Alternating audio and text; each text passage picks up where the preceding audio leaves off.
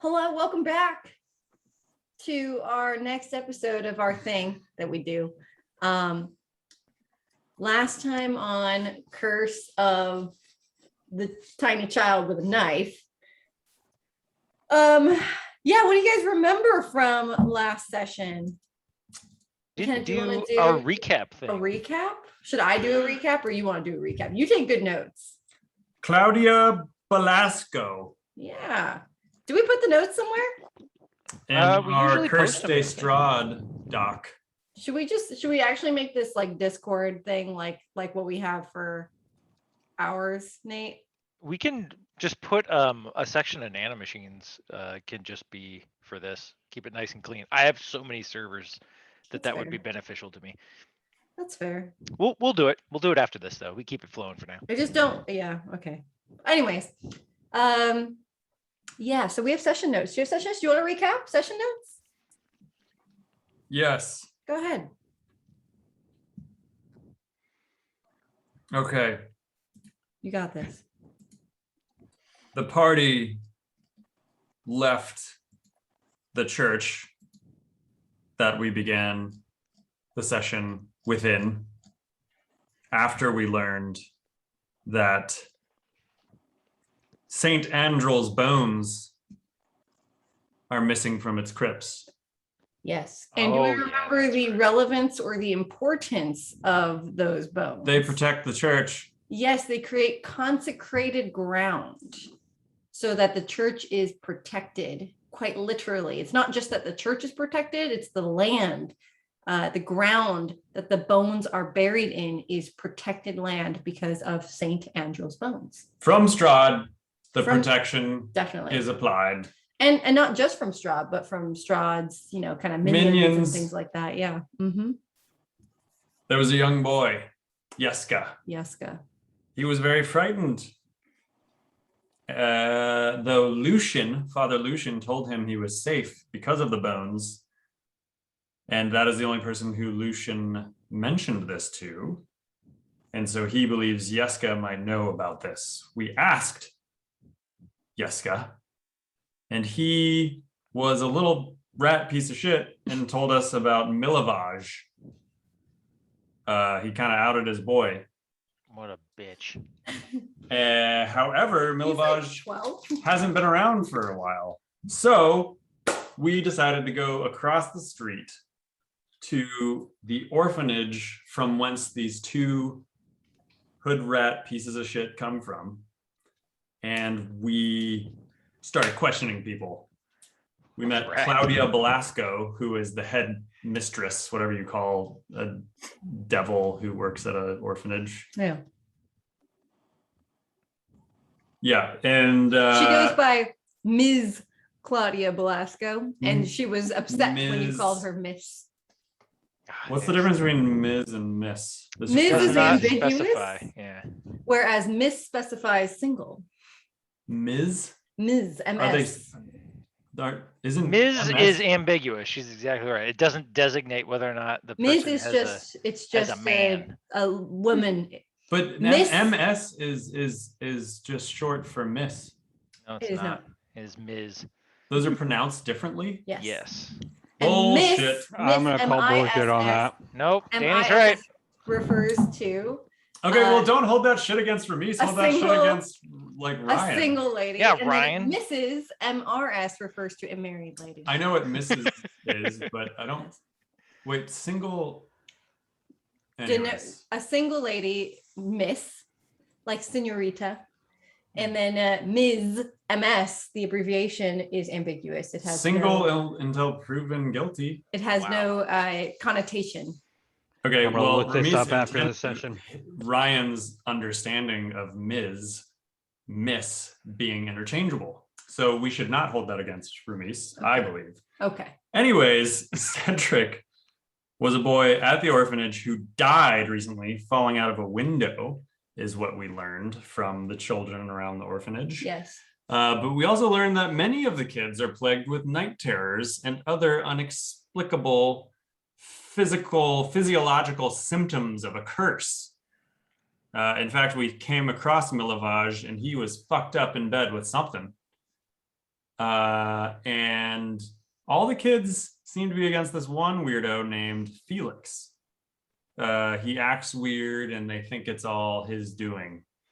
Syndra discovered fingernail markings around the window frame, suggesting there was a struggle near where Cedric fell out of the window. I would presume it was Cedric trying not to fall out of the window. However, at the same time, Syndra has been feeling a pit in her stomach. And it has been growing the closer she got to, unbeknownst to her, Felix. And when she finally laid eyes upon Felix, she felt enraged that this was her unborn child. Not born? It was like born, but it was like a demon. Yeah, he Bomb. ripped himself out. Yeah. So it wasn't So really I the don't know. child. Something ripped itself out of her, and And Yeah. like Felix feels connected. yes. And then where we left off was like Ramis was approaching Felix because he's not afraid of a weird kid. But then Syndra came up and was like, no, and like was like, I guess, gunning to murder Felix, Plan. Okay. Boom. That's all mostly accurate. Yeah. Good night. That was See great. you guys next time Well on done. Christmas Well done. God.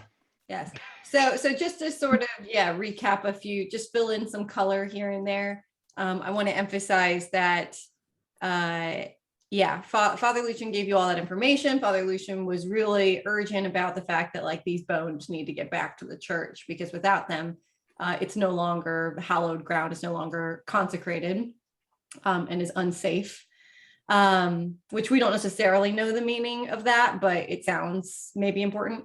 Yeska led you to Milivaj. Milivaj seems sick in his bed, and we're kind of like, all right, well, it doesn't really seem like he's able to do anything right now. And he can't even like really communicate or speak with you. He tried and he just was like out cold. Some girls were very snappy with Zug. I don't want to forget about that. So Sindra has been feeling really, really shitty since she walked into this orphanage. And now at this sort of pit of the endeavor into the attic, which is where you guys are right now. And just to set the scene, I'm going to read the attic description for you guys. The attic, it's rather barren, it's quiet, no furnishings, and otherwise choked with dust and cobwebs. There's a few random piles of clutter here and there, but nothing of much significance. And at the far end of the room by the attic's only window is a small boy sitting in a lone chair silhouetted by the incoming light. He is brandishing what looks like large kitchen knife. And he is carving a little wooden doll as you come in. Sindra, upon laying eyes on Felix and he has turned to face you, you lay eyes on each other, you make eye contact, you feel and you see what is your interpretation is your unborn child, and you feel consumed by rage, hatred, and revenge. Jesus. And we resume where we left off. So I think it was Ramis who was kind of walking up towards Felix to potentially start some sort of conversation. And Sindra goes up to basically like grab his shoulder and interrupt. I don't think I would interrupt, but I just straight up go to try to kill him.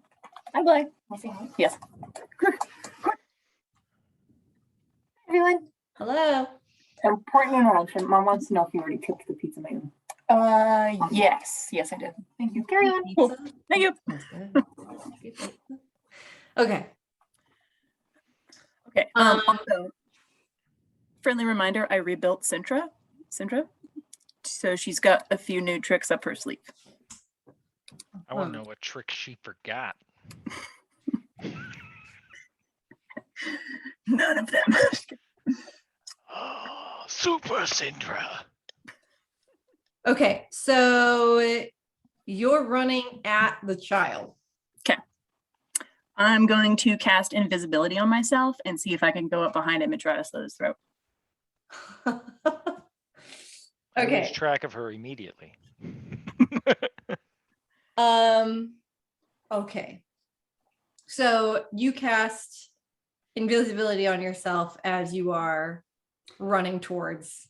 Can I roll like a reaction? Uh What To is see your if, like- skill that uses a reaction? so Well, like entering combat initiative. I don't need a skill. we're about That is to- what you would roll. It You'd seems roll as though we are about to enter combat. So entering combat does entail that there's initiative, but before initiative gets rolled, before the combat actually begins, Felix gets a chance to at least react to his surroundings and not necessarily attack, but like, behave essentially. So upon the moment that Syndra disappears, and as Syndra attempts to run towards Felix, the light that's coming from the attic's far window seems to sort of dim of its own accord, suppressed by some unnatural force, and a dark putrid smoke exudes from Felix's skin, wafting from his body as an impenetrable shadow. And as the boy's body slumps forward, the shadow begins to take form, arms stretching out from a central mass into solid black claws. And a demonic face grins, bearing multiple rows of razor sharp teeth. Oh God, demon shark. And roll initiative.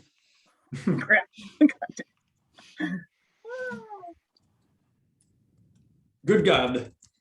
Yeah. That's all Ramis will say with his bonus action. Ooh, I am not ready for this. 10. Oh my God. Ramis is running a little cold. I got 7. 4. We're doing initiative. Yep. Yep. Well, that's not good. 8. Oh my God. Wow. We're getting slaughtered. We Oh Very no. Oh no. Wait, 10, 4, and 8, and Syndra, what were you? 7. I got 7. Oh goodness. I rolled a 3, so at least I. Wait, you got 7? Yeah. Fuck! So who got the 10? Ramis, what up? 10 beats all. Zug got a 4. Syndra got a 7. What did Kane get? 8. Kane. I love how 8. something that started as Syndra initiating going invisible turns into her having the worst initiative. Yep. Yeah, that's Zug has 4. Okay. Makes It's like she no trips So and alerts like the whole house Kind of what it so sounded like. full of a took. so this demon gets to go first. Cool. Naturally. Not naturally. He rolled a 9. So with his dex bonus, he does get to go first. boy. Okay. So the demon appears to sort of lunge back, almost attempting to disengage from you all with a little bit of space to create a little bit of distance. And upon seeing the group, it lunges towards, and I think for the sake of this battle, we may need to, Have a visual. yes, and I'm going to provide that right now. While you're setting that up, I had the most disappointing burrito. What? Oh, I'm sorry. That's terrible. They didn't. I asked for extra rice and no beans, and they just put no beans and no rice. Oh, that's so Where did you sad. Dude. Where did Like, you go? wow, I went to Super T. Then Oh, Super T sucks. no, fuck you. Just You're the because one I got saying my it sucks. Fuck you. what? All right, guys.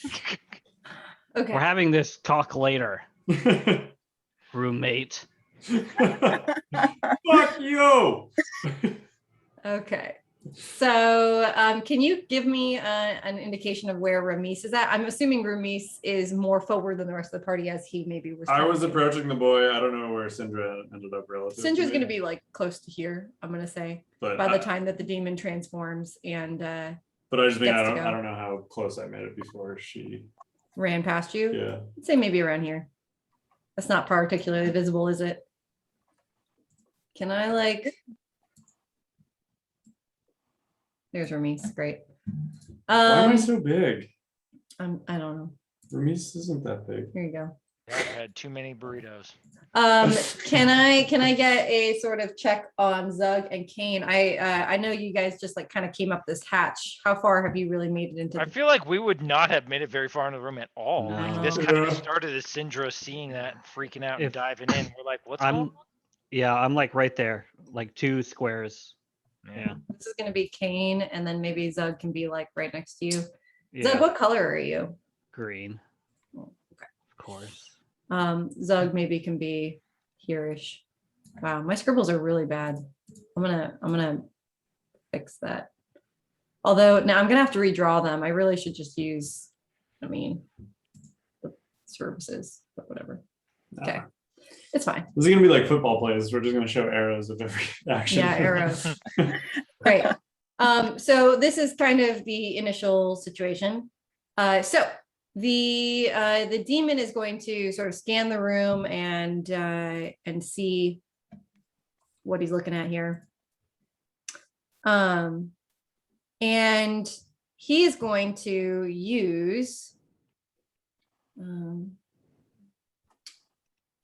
use his ability. Ooh. Is See, I anybody wanna- else hurt? HP wise? I don't think anyone is hurt. No. No. I'm at 16 out of 30, and I'm trying to remember why. Wait, but Down 3 hit points. Did you not heal yourself after we rested last? yeah, I feel like Yeah, you guys have rested enough in between that you wouldn't be We at haven't that fought anyone anymore. for a while. Probably just didn't do it. Yeah. Okay, I'm good. So the demon is going to stand up from the chair, and he is going to slither his way Slither. over towards Ramis. Just trying to break free. And I want to break free. he's probably gonna get, actually, I would say he's probably gonna get within like 10 feet of you. I'm probably not much closer, so probably like here. That is a large attic. And Big building. he's going to attack you. No. Unprovoked. How far is Ramis from me? Looks like Are we putting like 15-ish those feet? 15? Okay, 15-ish. each square is about 5, I guess. Yeah, each one is about 5. Yeah. Okay, I have a reaction somewhere. Oh no, it's within 5. No, feel free to attack him. And this is going to he's going to roll to hit. Ooh. And that's going to be a 16. to hit. Yeah, will that hit you? What's your AC? I'm going to taunt him as I see him aggressively slither towards me. It's taunt or reaction. I have a cutting words reaction. Okay. As long as it's not immune to being charmed. It totally is. Oh, okay. Never mind. Yep. It cannot be charmed. Yeah, that hits. Ugh, okay. All right, babe, the breathing Sorry. doesn't help. I know. What's wrong? Oh, Did you kill him? It'll be fine. Just tell us the fucking damage. 21. That's fine. Good. It's good. Slashing damage. It's great. Oh, I'm immune to slashing damage. I don't think that's true. I'm I a have a werewolf. Bardic College of immune to slashing from being in children. I'm immune to slashing damage. I'm immune to demons. 21 damage to Ramis. Oh my You're not dead, God, right? That's Mm. nasty. All right. Next to be able to go is Ramis. Yeah, fucking hope so. Jesus.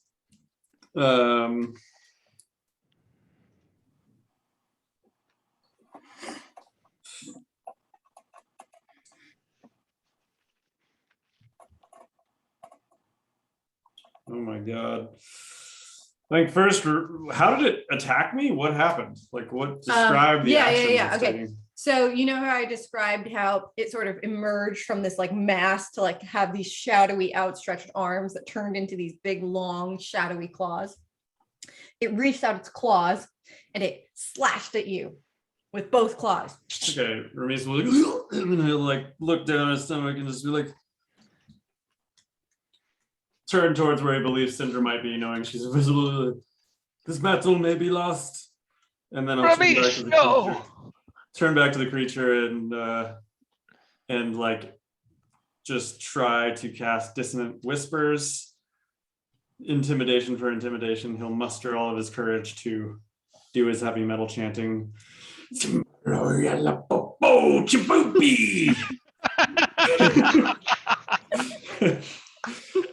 And it needs to make a wisdom saving throw. What is this ability? Like what type of? It's psychic damage. Nice.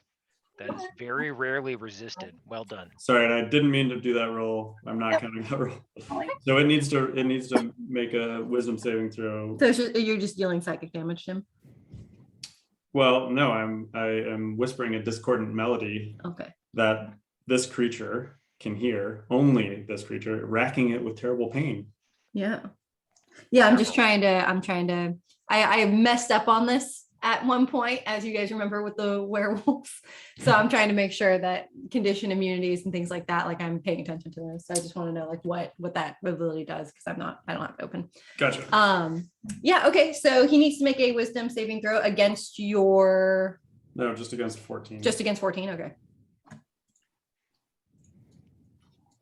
Hopefully this demon isn't wise.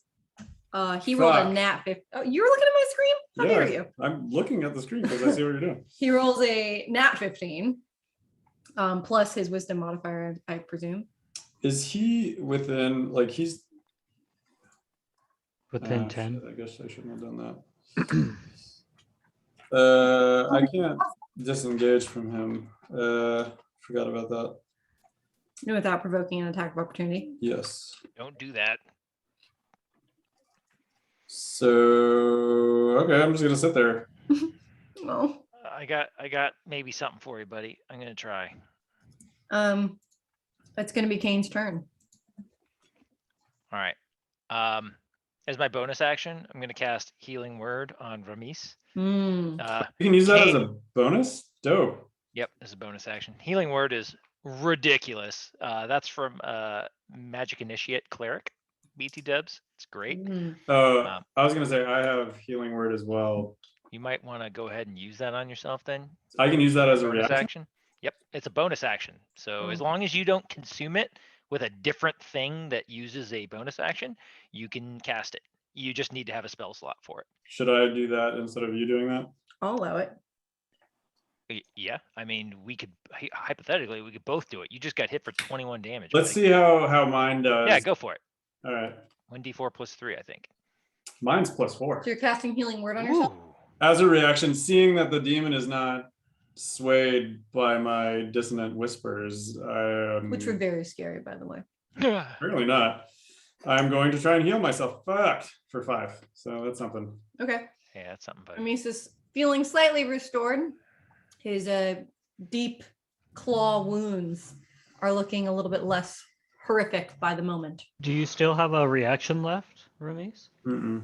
Oh. That was my bonus action, not reaction, right? Reaction is when he's doing something to you, right? Right. What Okay, did, perfect. What I did can Kane, help you out then. What did Kane see of Syndra last? You saw her disappear off of the face of the earth. Did I see her moving before she did that? That's up to Syndra. Syndra, were you moving before you went invisible?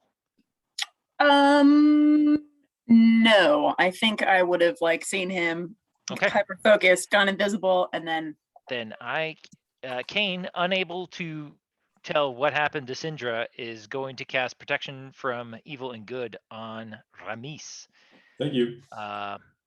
He is now, let's see, creatures protection. So anything that is an aberration, celestial, elemental, fey, fiend, or undead now has disadvantage on attack rolls against Ramis. Ramis now cannot be charmed, frightened, or possessed by them. And if they are any of those things, the target, meaning Ramis here, has advantage, or sorry, if the target has advantage on new saving throws against that relevant effect. So I don't think any of those apply right now, but if we'll have advantage on saving throws against the thing. Yes, and the attacker has disadvantage against Ramis.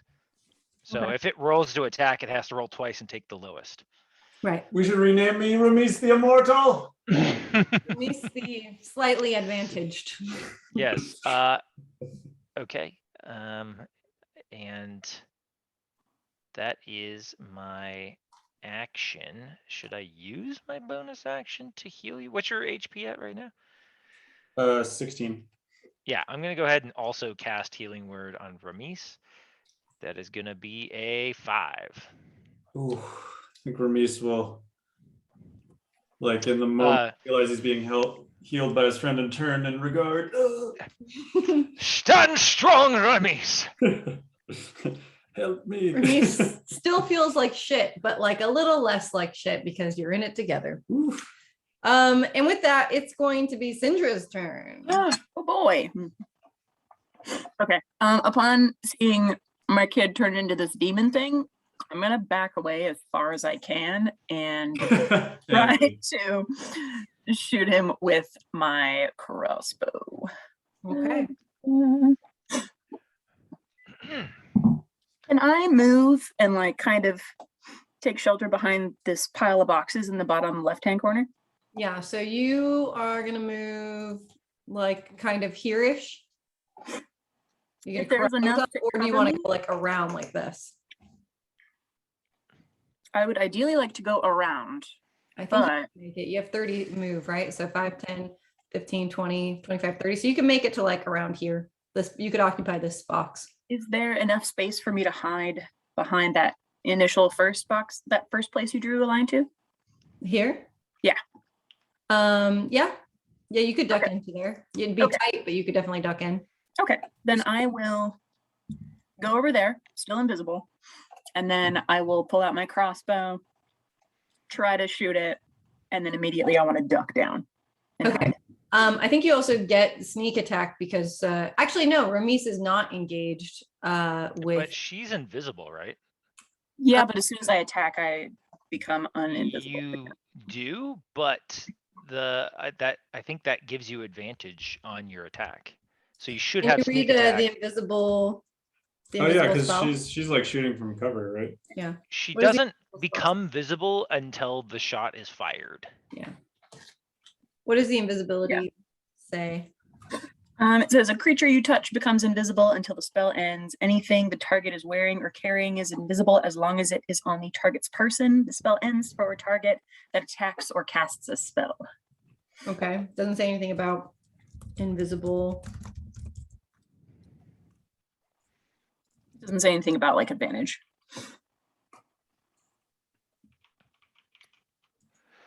It depends attacking on against it depends on sneak attack. You target. have to look up sneak attack. Let's see.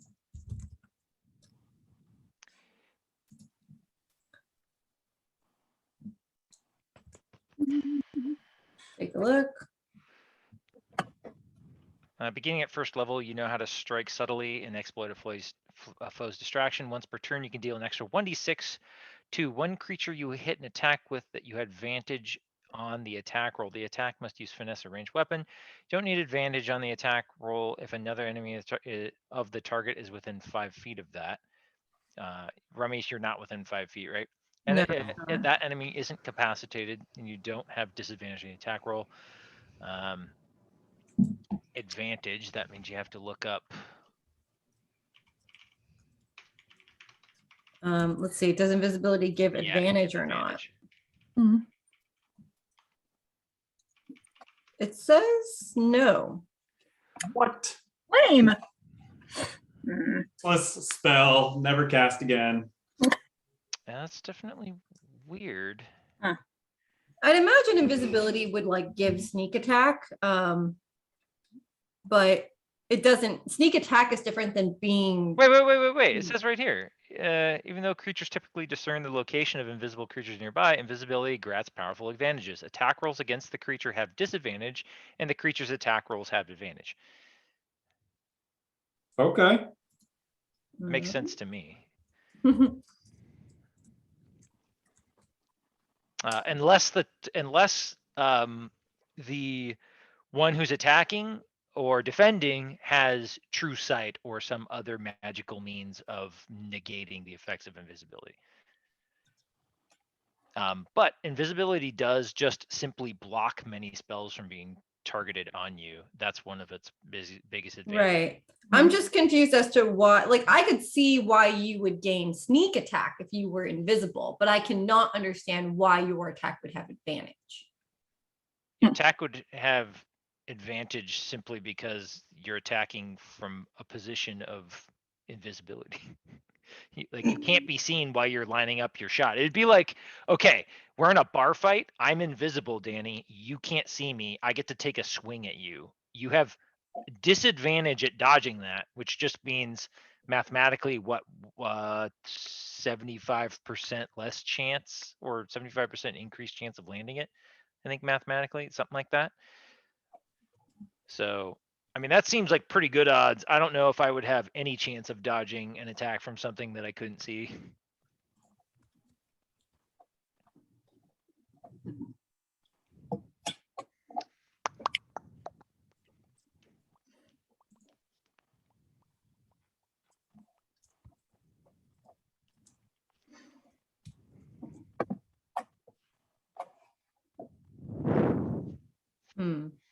Like I Creature becomes 100% invisible. see disadvantage when swinging at an invisible target. Like that makes 1000% to me. But having advantage whilst Okay, I'll tell you what. Next time we meet, you have to pretend you can't see me, and I get to try to punch you. I'm not seeing any concrete evidence of this from the 5e documentation.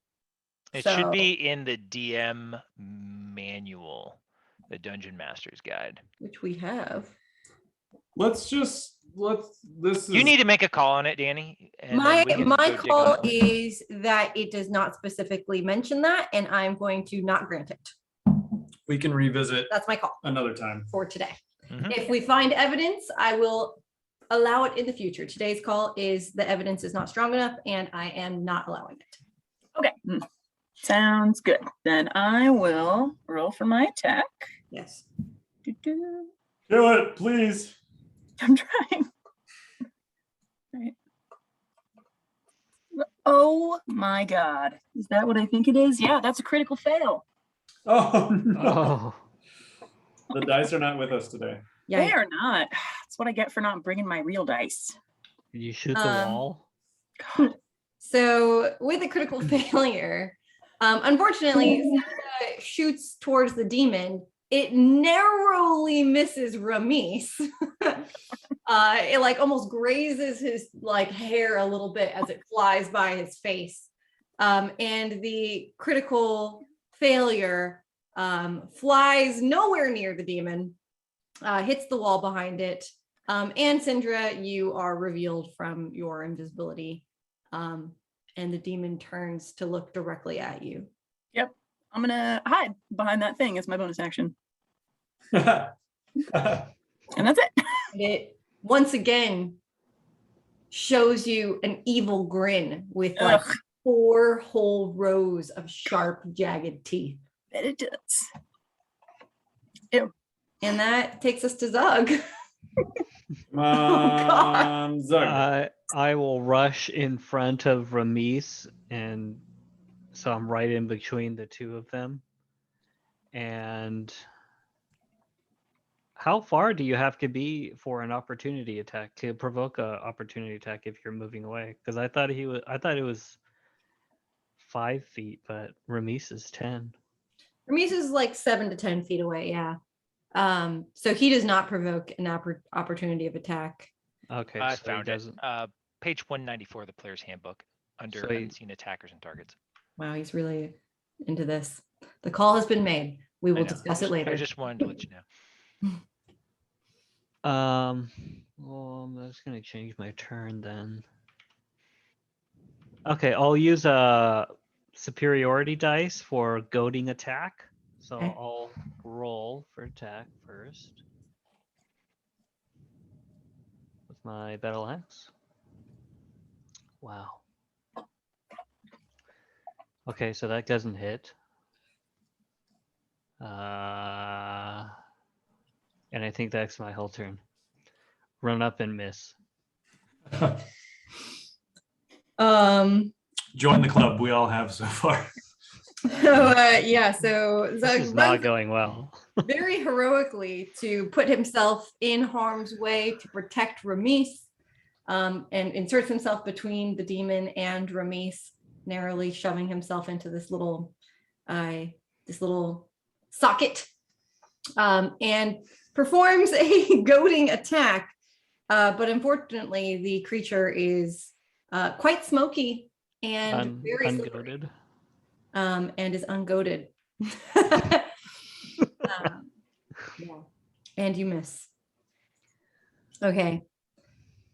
The demon locks eyes onto Syndra. How does it see my eyes when I'm hiding? It locked eyes onto Syndra. Your mind's eye.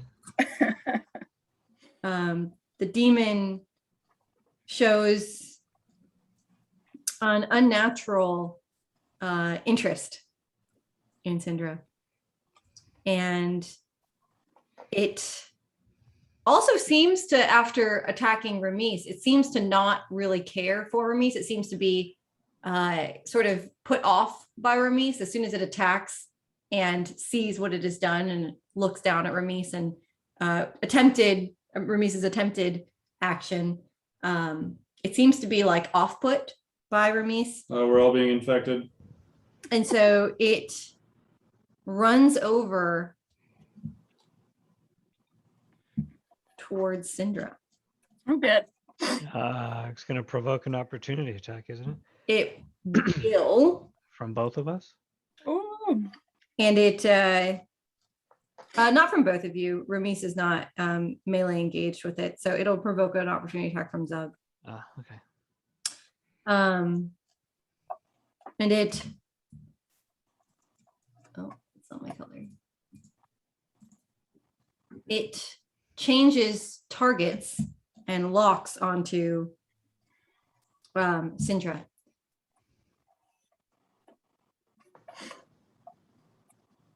And it heads over this way and it lashes onto the wall. Ew. And then it runs across the wall for the last 5 feet or so and attacks from above. Gross. Okay. It latches, it attempts to latch out a shadowy spindle towards you. Do I get my attack before you Yes. So before impale her? we do this, we will allow for Zug to opportunity attack. I'm going to allow for that. Okay, so I rolled a 19. Ooh, okay. And now I'll use goading attack. Huh. So I can expend a die. And what is it? It's a 1d8 with my attack. So let me just roll that. 3. Jesus. And a 1d8. So how much does it take? It's gonna take 6 total. And the target must make a wisdom saving throw, DC 12. 18. Okay. That's it then. Okay. I tried. I mean, you dealt 6 damage. Okay. So it as it runs by you and you attack it, it shouts out, "Mortal ant." I yell back, "I'm not your aunt, I'm your uncle." And it sends out a dark, shadowy spindle towards Syndra. And what is your AC, Syndra? 15. Oh yeah, it hits you. Naturally. Not naturally. It rolled a 14 and has +4 to hit. So unnaturally, it hits you. And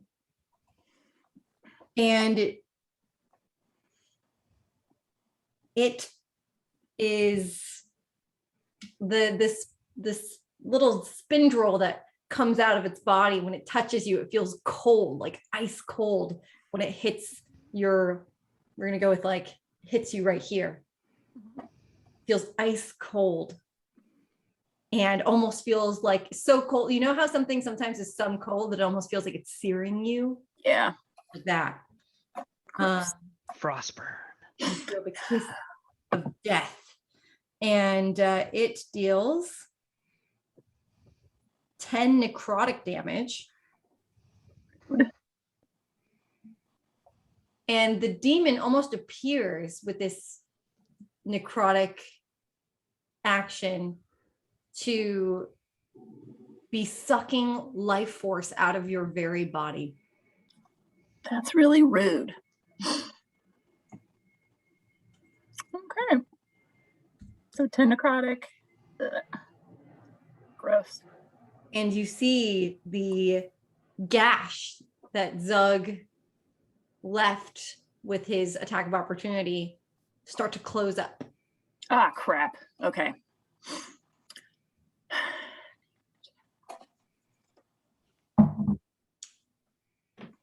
And it uses the rest of its turn to stare at you and make more Ew. eye contact that is very uncomfortable.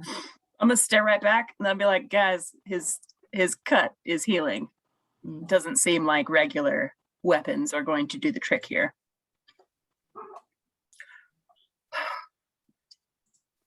Regular weapons are all that I have. Damn. I don't have any damage spells or anything. Hermes gets to act next. I think Ramis is going to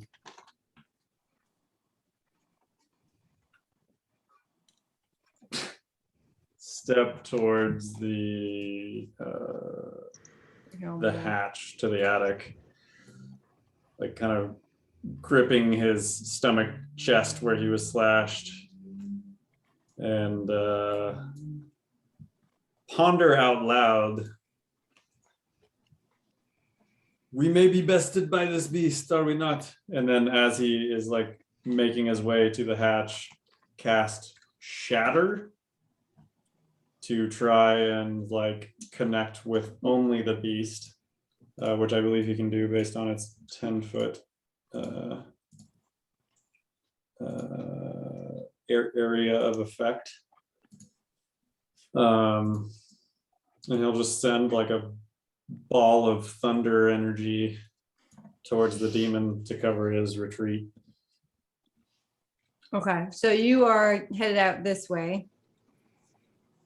How far do you want to go? Because you were about here. I mean, my total movement is 30 Do you want to feet, go 30? so I would go as far as I can. You can make it all the way to the hatch. Yeah. Okay. And you're casting Shatter. Shatter. You cast Shatter, do you? Okay. So what is Shatter? It needs to make a Constitution saving throw. Okay.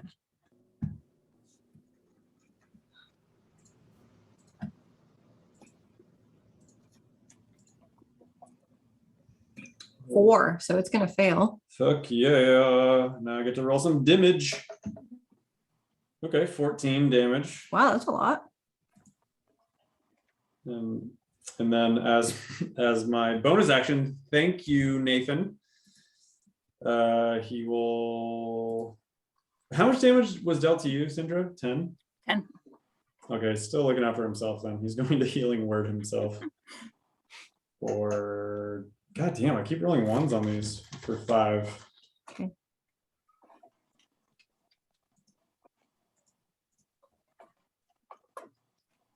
And that is Remise's turn. What type of damage was it? Thunder. Thunder damage. It is resistant to thunder. Okay, so he takes half damage or something. So 7. Jesus fucking Christ. Sorry, I asked. Resistant to thunder? Like, aren't like only like 3 creatures in all of D&D resistant to thunder? This is bullshit. Ugh. All right, cool. You engaged. Just kidding. I did not engage, actually. The party engaged. Okay. And that's going to be Kane's turn. Well, Remise's turn. Oh, what, your turn's not done? Oh, I thought you were saying that. Sorry, is- no, that that's now it concludes is Remise's turn. Or Kane's Kane's turn. turn. My goodness. Where is this thing right now? On the wall. On the wall. Yeah. That's He fucking refuses creepy. to dance. King cast Sacred Flame on it. I got you, Josh. Roll a dex save against a 15.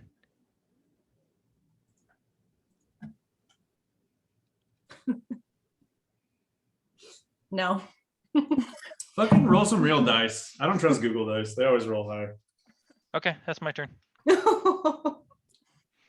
I rolled a nat 20. Oh my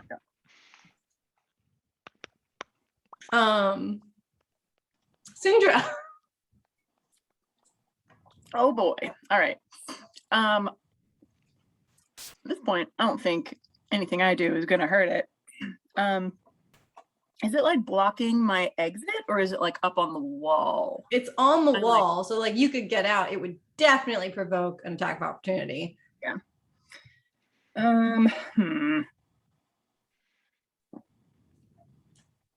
Okay. I mean, it's gonna be super hyper focused on me, I have a feeling. So I think I'm gonna try to run and invoke the attack. If you can survive, I can try to give you a free opportunity attack. Or I'm sorry, an evasive getaway. Okay. Because if it attacks you, it's gonna hit you. and You Yeah. can hurt. also use the disengage action if you're not planning on attacking. Oh, that's right. Okay. Try that. Yes, I'm going to do that. I'm going to disengage and run to the hatch. Okay. And disengaging it will not provoke an opportunity attack and allows you to go at your normal speed away from the creature. Okay. Roll, so these boxes here, you could go over them if you wanted to, but, and I'll allow that if you want to try, but I will require an acrobatics check. Okay, that sounds good.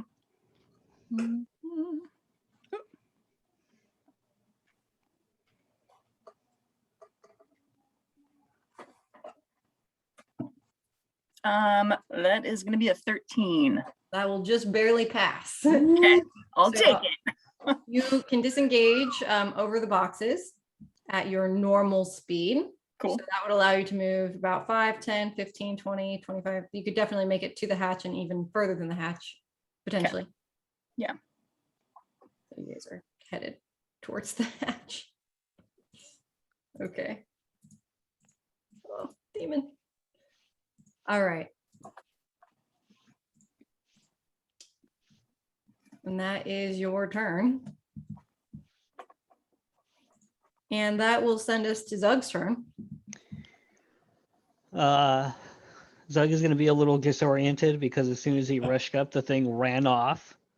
So he's going to rush up to the where he is now on the wall and start trying to hack away like a spider on the wall.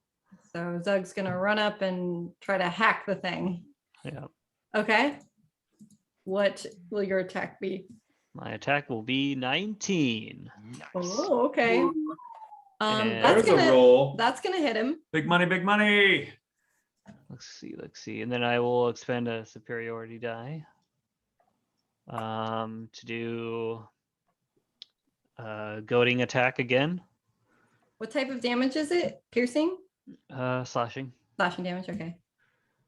Roll this, and then so that's 9 plus 2, so 11 damage.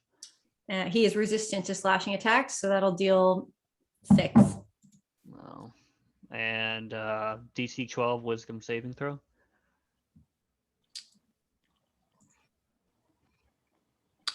He does not pass. Okay. So the target has disadvantage on all attack rolls against targets other than you until the end of my next turn. Okay. So 6 is going to be okay. All right. And that takes us to its turn. And it is going to continue the chase No. after Syndra, seemingly ignoring Zug's presence. And it's going to climb over these boxes handedly and chase directly after Syndra. I'm gonna attack. Opportunity. Yeah. So, attack of opportunity provoked. 16 to hit. That will hit. Hell yeah. Meet or beat? Is that right? That's right. Remind me. Yep. Okay. Just 4 damage. What type of damage? Slashing. 2 damage. 2 damage. Okay. And it comes after Syndra.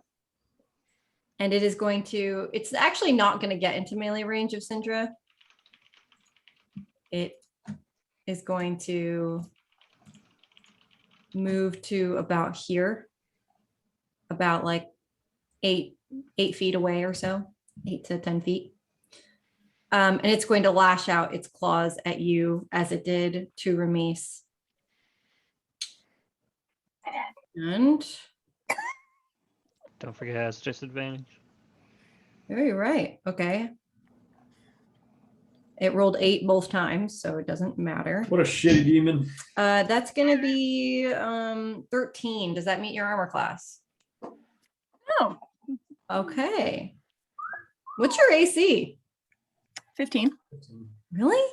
Mhm. That's so high. She said it before. Really? She's sneaky. She's got mad dex, yo. He's an elf. Dexterity. It's hard to hit the rogue. Really? What's your AC? 14. Okay. My dexterity. is also 14. All right. It lashes out with its claws, but your dexterity outshines this demon. Wait, does this demon in general do necrotic damage? Not in general, no. Okay.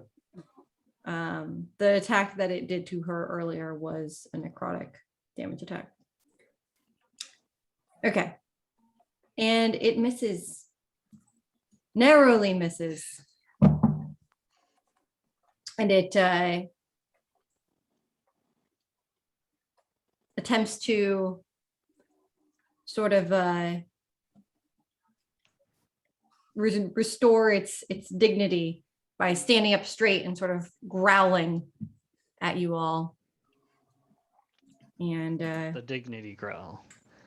it's not particularly intimidating. Reese is probably still slightly intimidated. Yeah, maybe a little. Is it my turn? Yeah. I think Ramis will shout to his party. It is after Syndra, is it not?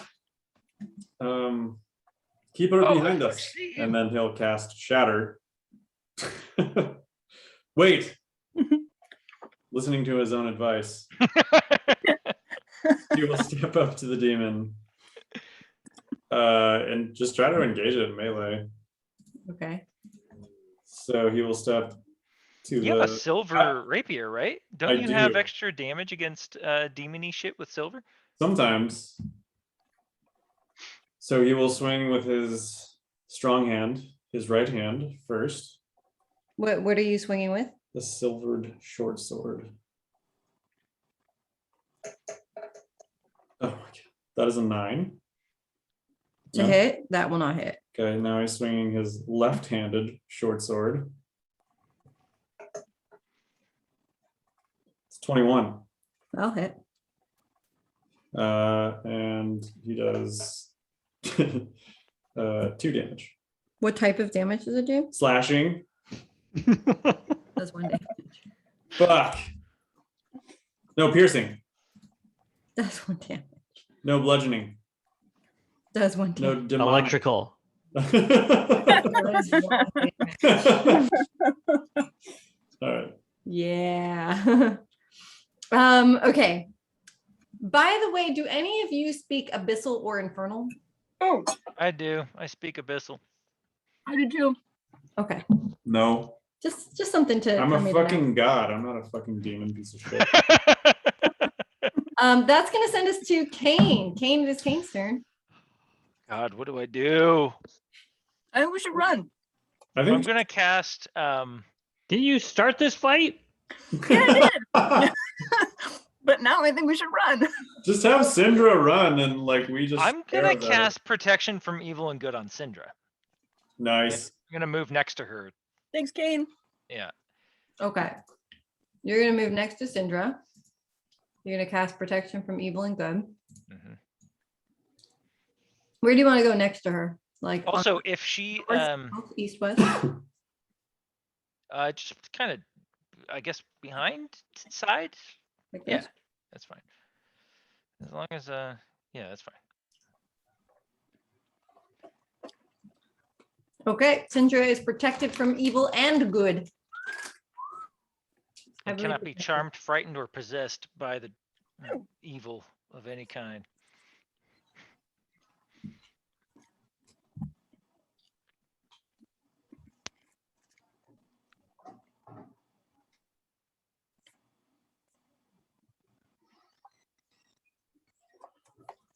Okay. Also, in case it wasn't clear, I do want to emphasize something that I said from the description of when the demon took form, which was that Felix's body slumped forward and the demon emerged. Felix's body is still over here. Oh, Yeah. I kind of, I don't know why, but assuming from the way that you guys were moving around the room, I kind of assumed maybe that wasn't clear. But yeah, his body fell over and the demon emerged I and thought he sprouted was out. subsumed in the smoky visage.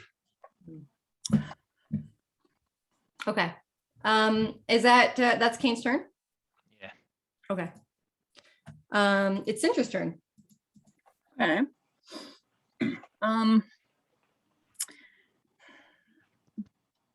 Okay, question for the party. Do you guys think we should run? I kind of think we should run, but I also think maybe what if we took Felix's body? Like, would the demon have a place to go? We automatically go back into it? I could try protecting his body on the next turn. I think I can run over there. Yeah. Okay. What would protecting his body do? Don't we want to kill his body? Prevents it prevents possession. So if this thing is anchored to him in any way, then it would sever that link. But isn't it in our dimension, in our realm via? I don't know. Are Passage you of a the body? demonologist? You're not? Religion check.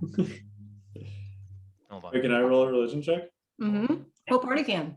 Ramis is inspecting the demon, and given that Ramis is from a celestial plane, has advantage. I rolled a 16. I rolled a 9. I remember this guy from my demon days. I got 18. Okay. Cinder also might just innately know more. 19. 19? 19. Nice. Finally, a decent fucking I have roll. a very weirdly high religion check. Very So those who passionate. rolled pretty high, so pretty much everyone but you. Sorry, Ramis. Know that this demon is most certainly, by the way that the child's body slumped forward, possessing this child. It is a strict case of possession, and the demon needs a host body. And typically, if a demon is possessing a host body, like a child or an adult or whomever, it usually means that that demon has some sort of physical object that it uses to maintain its appearance or form. It needs to be attached to some worldly object. So there could be an object that this demon is using to keep itself in its form. And generally speaking, with demons like this that possess bodies and have physical objects that they are connected to, the case is that the object needs to be destroyed for the demon to be destroyed. Doug, you passed that test too, right? Yep. Excellent. So, what do we think it is? The body itself? Search the body for a link. It's the knife. So what is Sindra doing or thinking right now? I think I'm gonna try to run over to his body, but I'm gonna cast invisibility on myself again. And I'm not gonna do any physical attacks, but I'll run over to his body and try to search for a special item. Can I get all the way over there and then like investigate him? You can take 2 actions. One of them can be going invisible, the other one can be moving, or you can just move over there and search. So you can move all the way over there, Mhm. and that would be your entire action. But I can also be invisible, right? Or is it No, like invisibility costs you an action to cast. Gotcha. Okay. All right. Are you slowed or something? So is Sindra like actively thinking that this is her, like the plan? Like you're thinking, I'm going to run over there. I'm going to search that body. I'm going to find some object. Yeah. At this moment, while Sindra is debating and considering, you receive a flash of vision. Mm-hmm. You receive a vision of a small item, a locket. And this locket has a little X on the front of it. Mm-hmm. And it appears to be in a drawer somewhere. In a drawer? Yes. Okay. The vision lasts for like 2 seconds and then it vanishes. Okay. Can I see anywhere up here if there's like a desk with a drawer that it could potentially with be a in? Quick scan of the room, it does not appear so. Shit. Okay. Okay.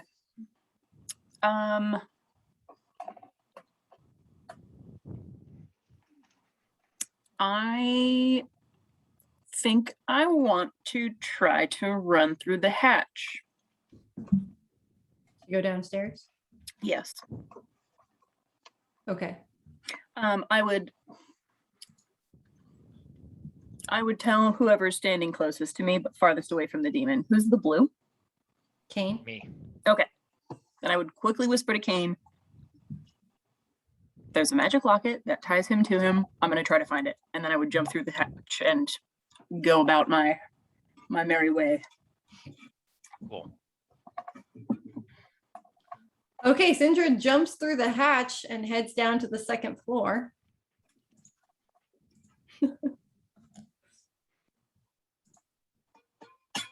Which, oh no, the little dots are moving with me. Uh-oh. Where would you like to go from here?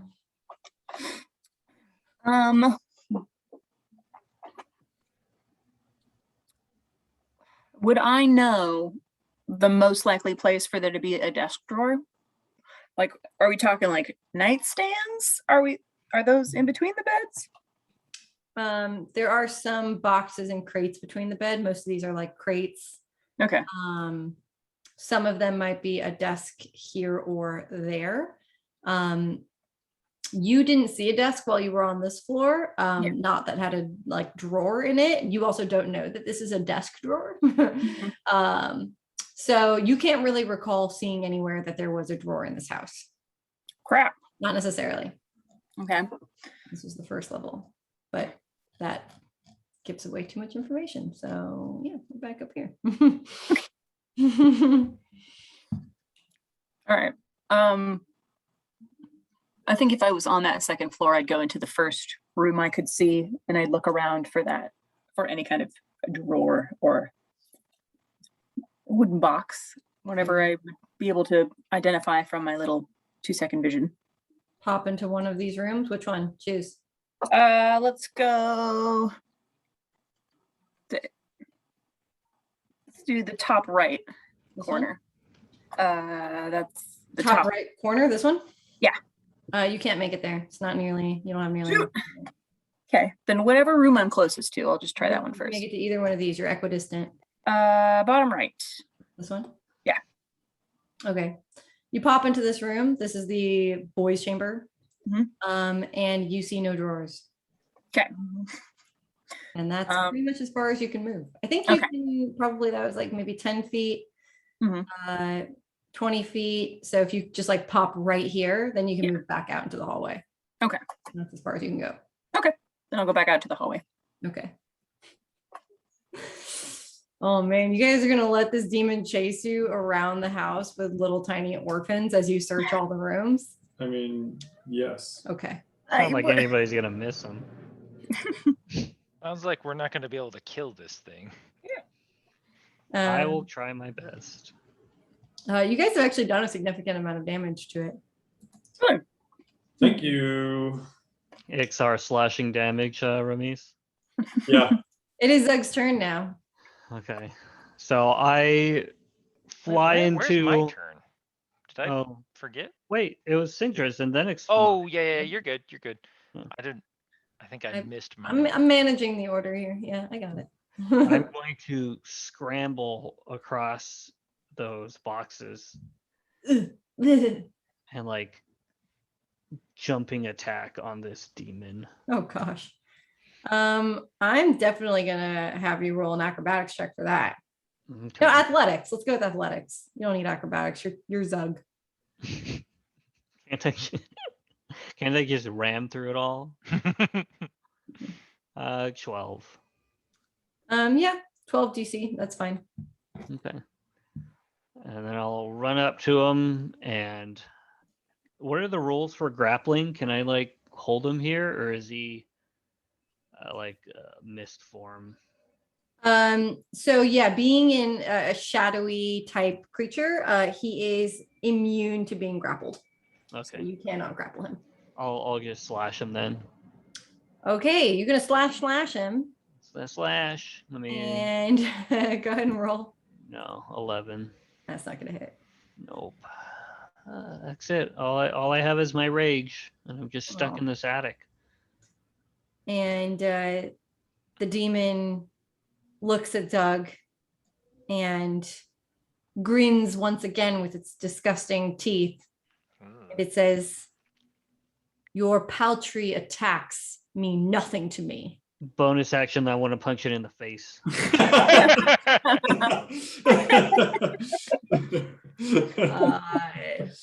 Overruled.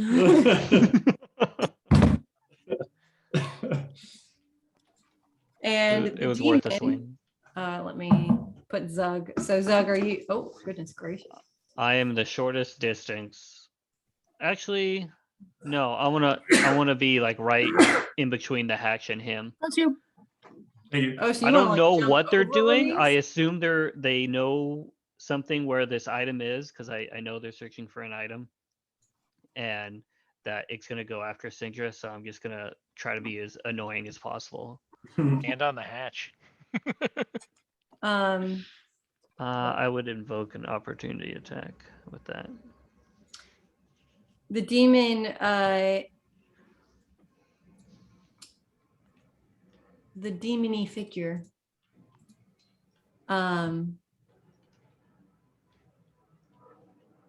takes note of this behavior, and it is going to lash out towards Zug. Ooh, It's going to Plot strike at twist. Zug.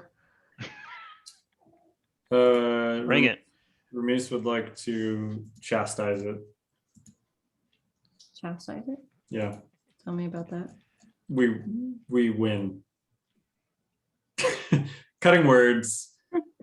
As a reaction, when a creature. Oh. I just want to be involved. Okay, I'll spend another. You I will be forgot really again. soon. God, it's fucking immune to everything I do, guys. Yeah. Never mind. Yeah. Why don't you try slashing? Oh, yeah. I hope that this is an important lesson. Oh, what? To like Don't- ignore Syndra's backstory? You didn't have to attack it, Syndra. Yeah, I did. You did. She didn't. That's my goal in life. To murder my demon But possessed don't child. you want to know why? Okay. No. Anyways. So the demon is going to lash out towards Zug this time. And it is going to, Fail. well, maybe. Why is my armor class only 18? I thought it was 19. 11. It's not going to hit you. No. Okay. Shitty demon. It's going to lash out at you the same way that it lashed out at Ramis. And it's going to miss, but it doesn't seem fazed by the fact that it misses, and it looks past you towards the hatch. And it is Ramis's turn. Boom. Ramis will just keep hacking and slashing. Okay. Get them. Going to roll to attack. Melee weapon attack. Yeah, that's a 8. Gonna roll to attack. That's 22. That's gonna hit. 6 damage, so I'm assuming 3 Slashing damage. piercing. Piercing damage. That's gonna be 3 damage. Okay. God, why are some of these rolls so shitty? That seems to be our curse, regardless of what we fight. Kane. It needs to roll a dex saving throw. It rolls a 7. The save was 15. So, it takes 8 radiant damage. Ooh. Sacred Flame. Ooh. What did you cast, Kane? Sacred Flame.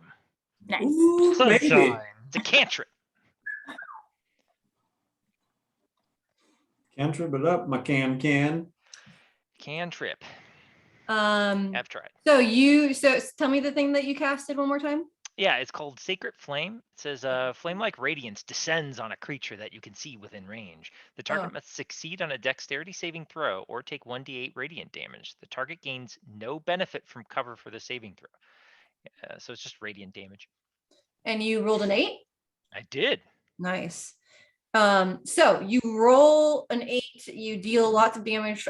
Radiant gross fire rains from above, and the demon howls in despair and lets out a crushing scream.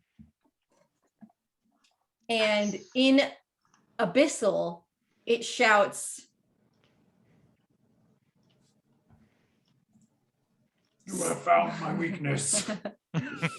it shouts,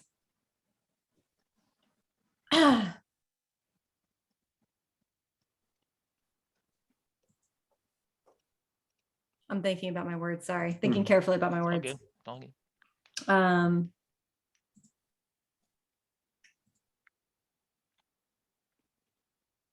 It shouts, I wish I could speak Abyssal. It would be so much cooler. We wouldn't understand you though.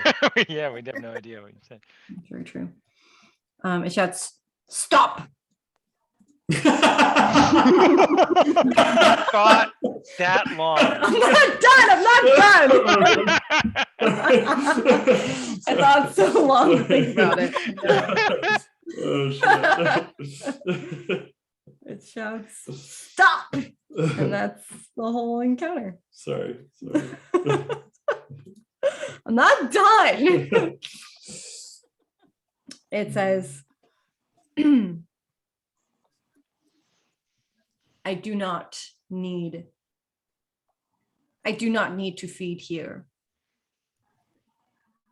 And its voice is like very deep. It's speaking in Abyssal, and it's got like that echoey sound to it, you know, like when a voice kind of like sounds like a regular voice, but has that like deep echoey undertone. Gross. It says, I will let the boy live. And it says, I know what it is that you seek. Where are the bones?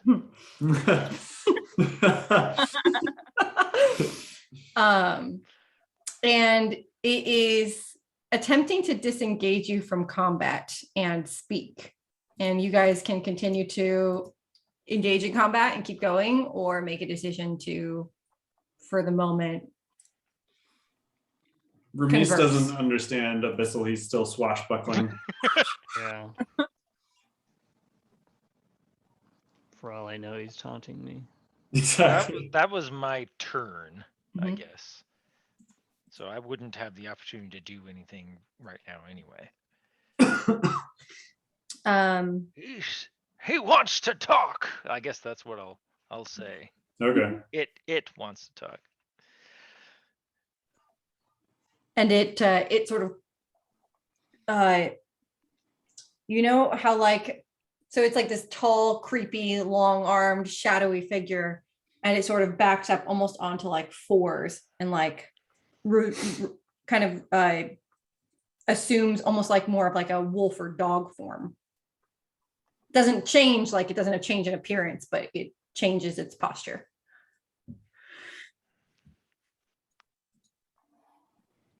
And it is Syndra's turn, technically speaking. Okay.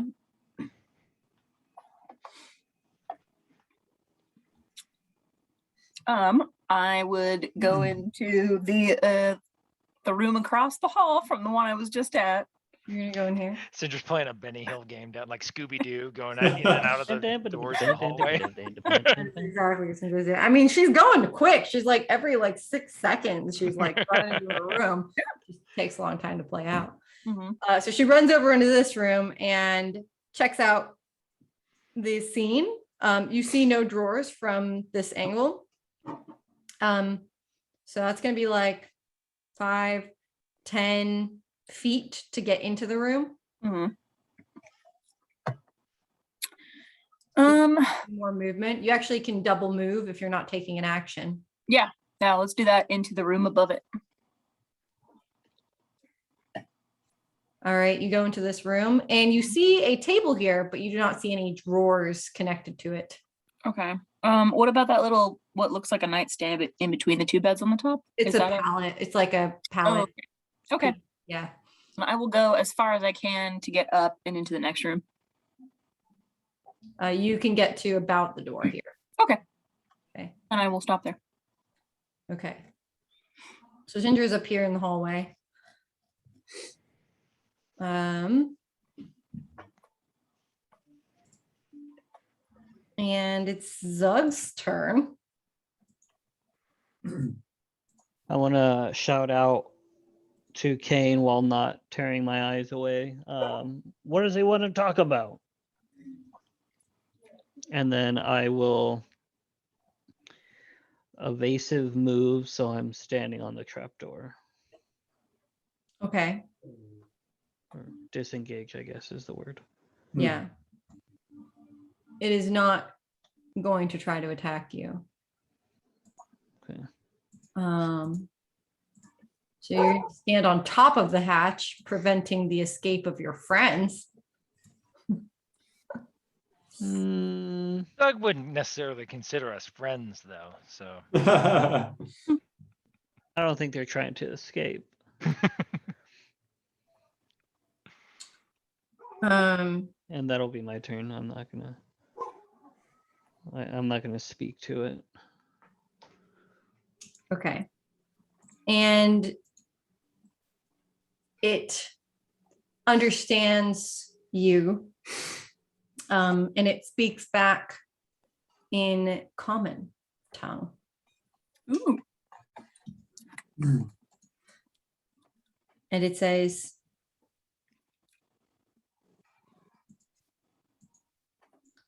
I will exchange this boy's life and information for safe passage out of here. What? So what you can assume from that is whatever Kane did was enough to make it think that you are going to beat it. Its confidence and cockiness has turned into contempt and slight aversion. I think Ramise's two swords still raised, just turn to his companion and say, "Why should we let this demon live?" wouldn't mind hearing what it has to say.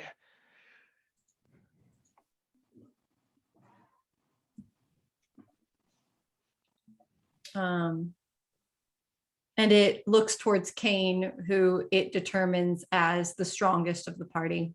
Sure, we don't need to know that detail.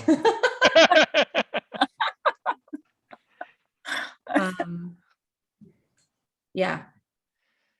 And it says, your friend downstairs, she is searching for a possession. He says, she is searching for my connection to this world, but it is not my connection to this world that is what she desires.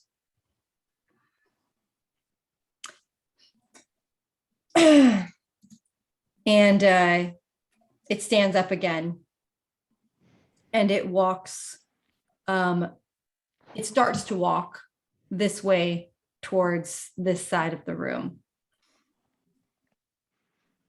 We watch it closely. You're going to watch it. Mm-hmm. It walks over. It continues to walk over. Sindra has no idea what's going on, by the way. So Sindra's just still like downstairs Still looking running for around. Bing, bing, bing, bing. Which is fine because you won't find it. Great. So you're just running around the house at this point like a crazy person, scaring the shit out of the children. It was empty. We didn't see any kids up here. In the second floor, there are lots of kids. There's first only floor. a few kids. Just in the There's a top few room. kids, yeah, in the nursery. And and it walks over to Felix's slumped body, and it attempts to rebind. It rejoins with Felix's body, and you see the boy rise again, and the little tiny child walks over to you. And it goes back to having a tiny child voice. That's disturbing. Mm-hmm. It says, "Do you know of which I speak?" I do. I got Locket. tiny child voice. Yeah. So you don't know about the locket. That was a vision Cinder had. she Oh, told she me did about shout it. it out. She did. You're right. She Okay. whispered it. Whispered it. You whispered it. Okay. Yep. It says, "This child body is weak, but it serves me for now." It says, "The locket is my life force, but it will not help you.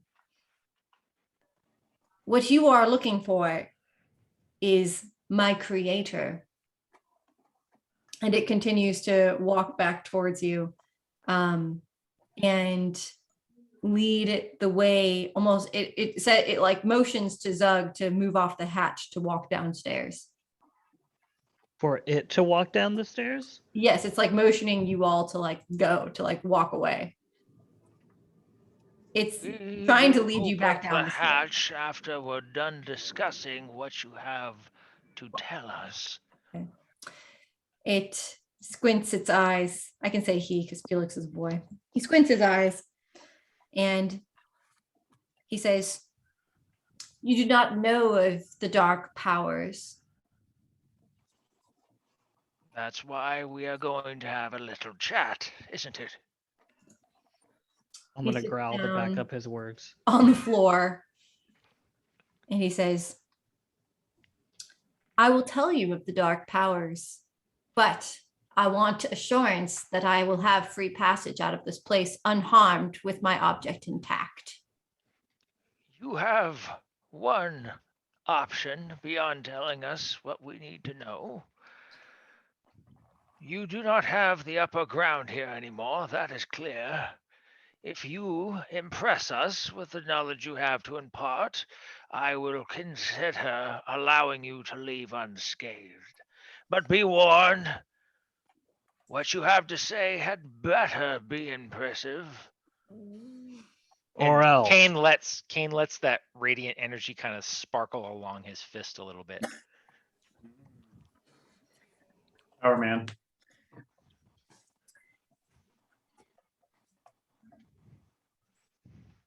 The tiny boy sitting down on the floor, he says, "The dark powers are what do everything, not only in this realm, but in all realms. Dark powers, the great planes and the dark powers has existed for as long as time." It says, "You know of Strahd. Strahd has been holding domain over this realm for a very long time. What you do not know is Strahd is not the true power of this land. Strahd has no power at all. It comes from his dark power." And he says, "His dark power is also my creator."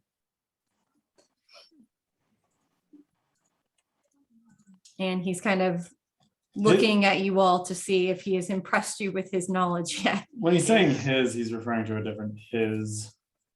That's an ambiguous his. Yeah, it is an ambiguous. Is he putting emphasis on his? No, Kinda grammatically speaking, is he talking about Strahd or something else? Yeah. he's saying that there is a dark power. He's talking about the dark power as if it is an entity. Right. So not Yes. Strahd. Yes, Okay. Gotcha. in a sense, yes. Yes. And what is the source of this dark power? He says the dark power is not a source, but it is akin to a god. Gods that cannot exist in the plane as you exist in the plane, can only exist in the plane in the way that I exist in the plane, which is through an entity.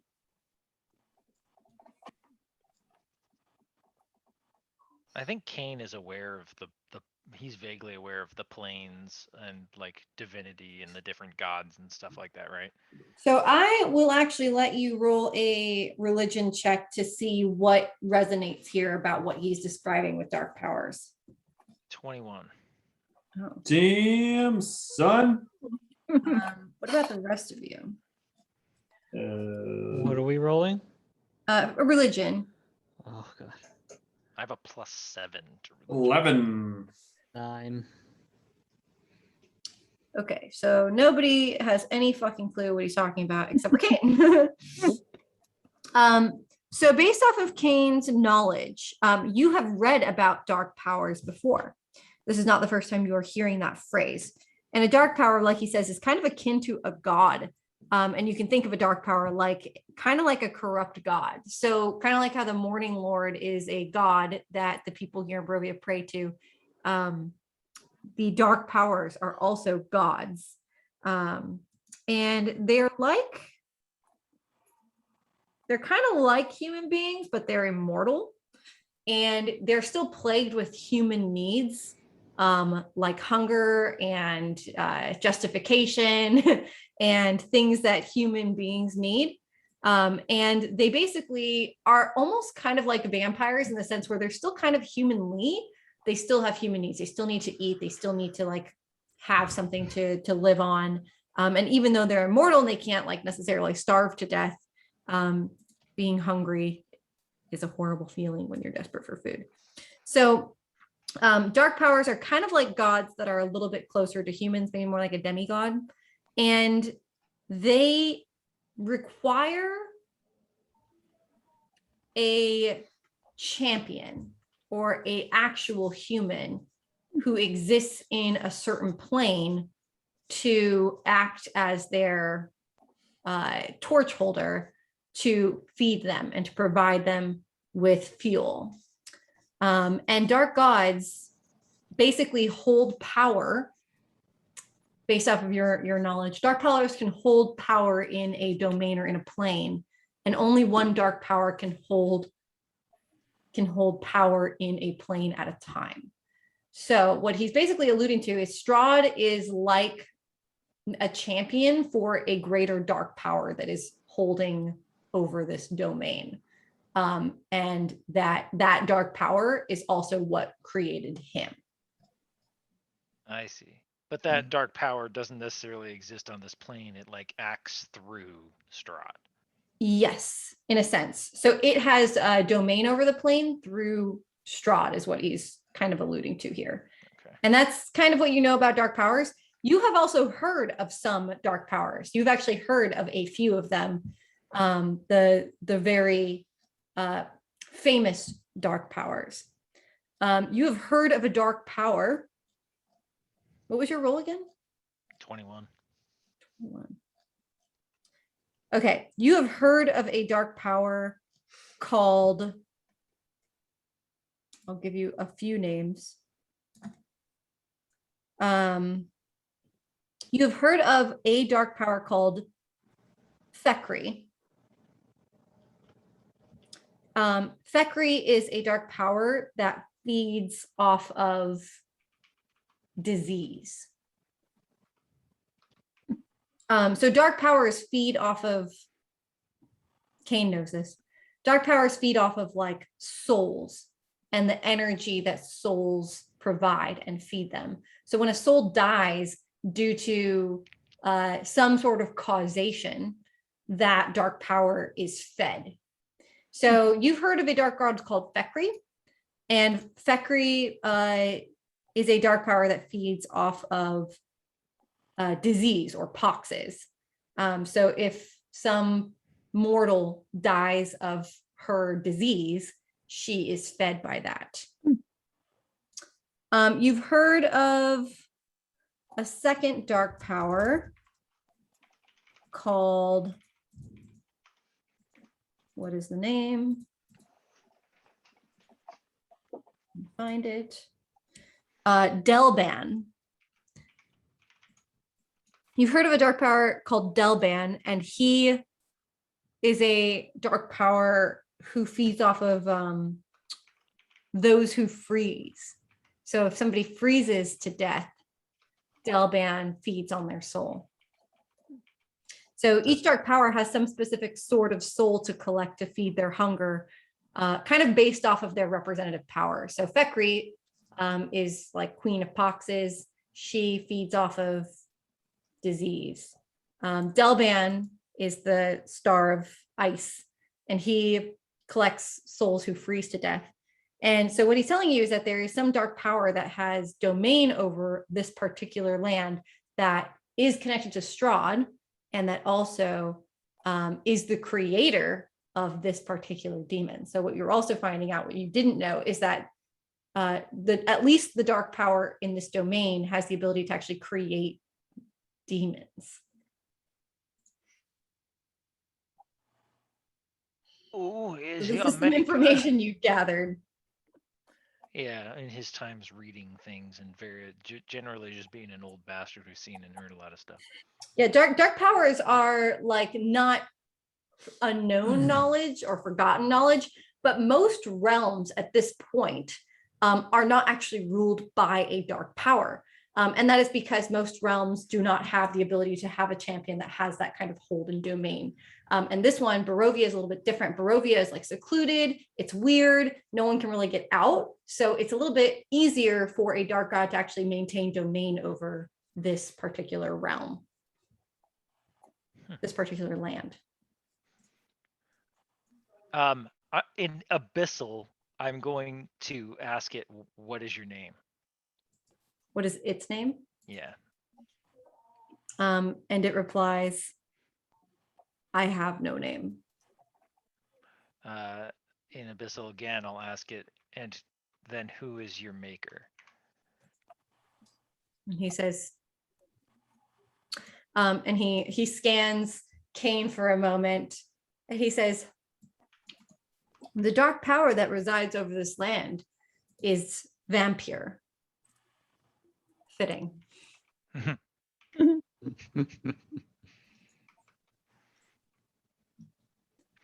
Says it is not Strahd that you seek to defeat, but vampire himself. Interesting. But we have no idea as to how we can affect a dark god, I assume. Absolutely none whatsoever. Yeah. Okay. I'm gonna look over at Ramis. This demon has given us good information. I suggest perhaps we do release it with some conditions.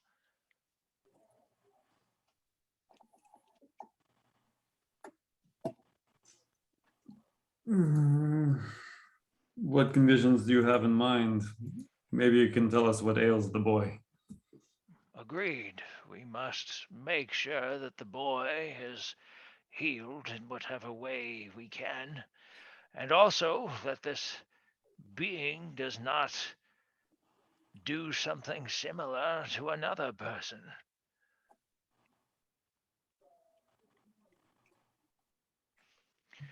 Cain, you are an old man. What in your past has taught you to trust the word of a demon? I'm afraid trust is not part of the deal here, Ramis. Simply that if we act in the same capacity as demons, it makes us no different from them. Cain looks back over at this demon. We will agree to allow you to pass if you release the boy and make sure that he is healed and will not suffer any further harm from you or your possession. And what of Milivage downstairs? That is a good question. Kane looks back over at the demon. And what is ailing Milivage? The demon can't help itself from grinning. And it replies, yes, well, this body is not quite strong enough to provide me with all of my needs. Milivage is much stronger. And he's alluding to the idea that he might be feeding on Milivage. You will release both, and you will not further possess any humans in this realm, but we will not destroy you here and now.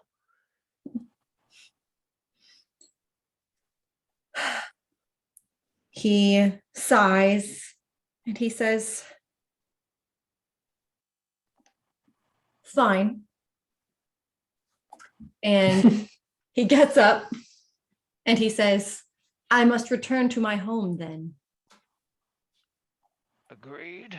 One last question for you before you leave, or before we allow you to leave. Where are these bones hidden? He squints at you. Bones? The bones of, What is it, Anderhall? Saint Andrew? St. Andrew? Oh, Anderhall is World of Warcraft. The bones of St. Andrew are missing from the nearby cathedral. We would like to know where they have gone, and I am suspicious as to the coincidence of your presence here and their disappearance. The demon shrugs at you and says, I do not know of which you speak. Can I sense? Can I roll insight? Insight checks. Come on, lucky dice. 17. 22. Nice. Woo, heck yeah. Really stone-faced. You sense nothing. Meaning I You sense... cannot tell one way or the other. With a 22, Yes. let's kill him. Hold on, Ramis.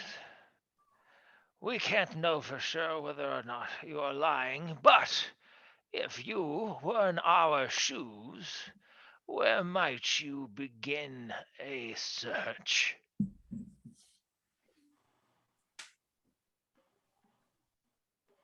For bones. Special bones, don't be for- coy. Bones. He says, I don't know. Maybe you could dig up bones in the backyard.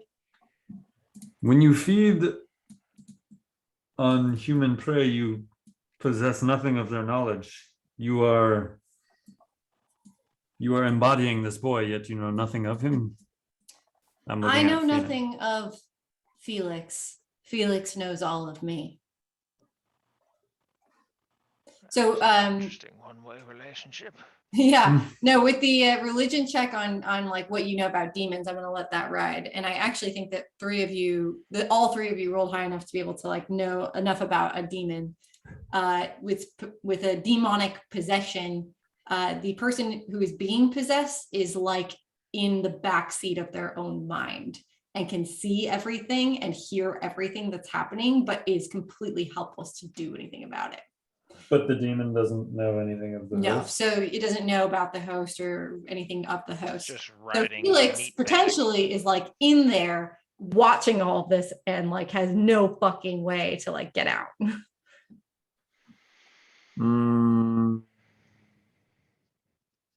If this foul soul leaves Felix and Milivage, perhaps we can ask Milivage about the bones. I agree, Ramis. Very well, demon that has no name. We shall proceed down and ensure you release the boy and Milavage, and never trespass upon this realm again. I'll step off the trapdoor. Okay. So you escort Felix down the hatch. And Felix tells you, my home lies in Ms. Belasco's office. Do we know where that is? It was Yeah. the very first That's where door. we started. Yeah, where down you this entered the entrance to the right, right? it was at the entrance to the right. Yeah. I can clear this out. So the very first door had a plaque right here that read Ms. Claudia Blasco. And did you guys attempt to open this door or I knock thought on it? I went in there. Yeah, I knocked on it and she answered or something. We definitely interacted with that door I because I feel was like like, we did walk around and look around. You did not go into this room. This room is locked. That's why. But maybe perhaps she came out. I can't remember. We'd have to rewatch. But you did interact with her. Perhaps she came out when you knocked. But you guys did not go in here. This door was locked. And he says, it is in Ms. Blasco's office. And he leads you down the set of stairs. And upon descending the stairs, Sindra is going to be like somewhere around this house at this point. Sindra, Like Where- running around like a mad woman. Sindra.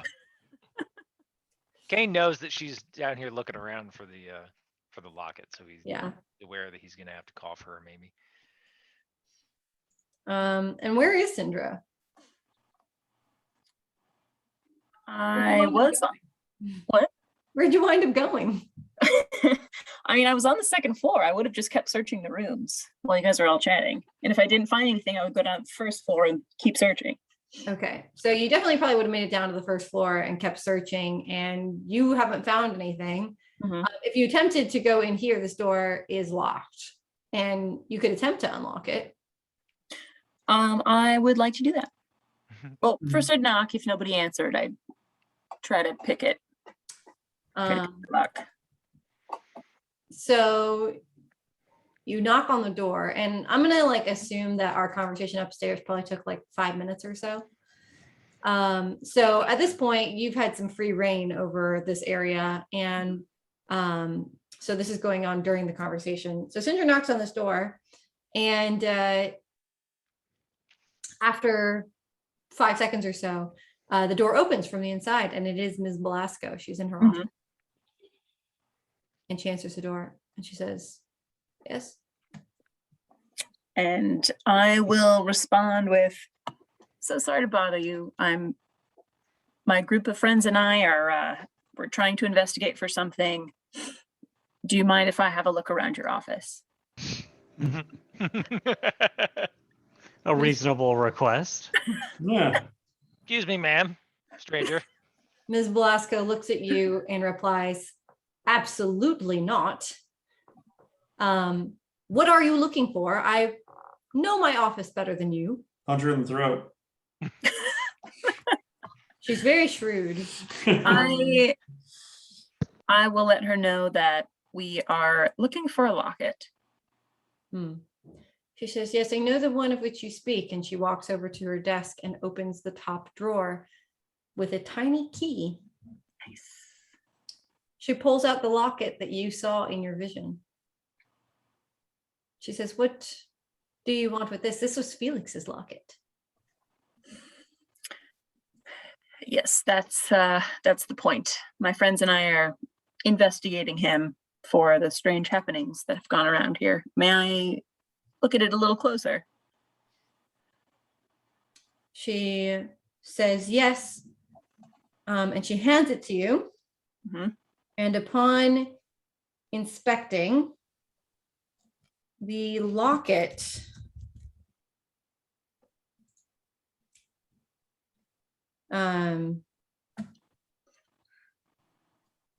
that she found, so this locket She found it.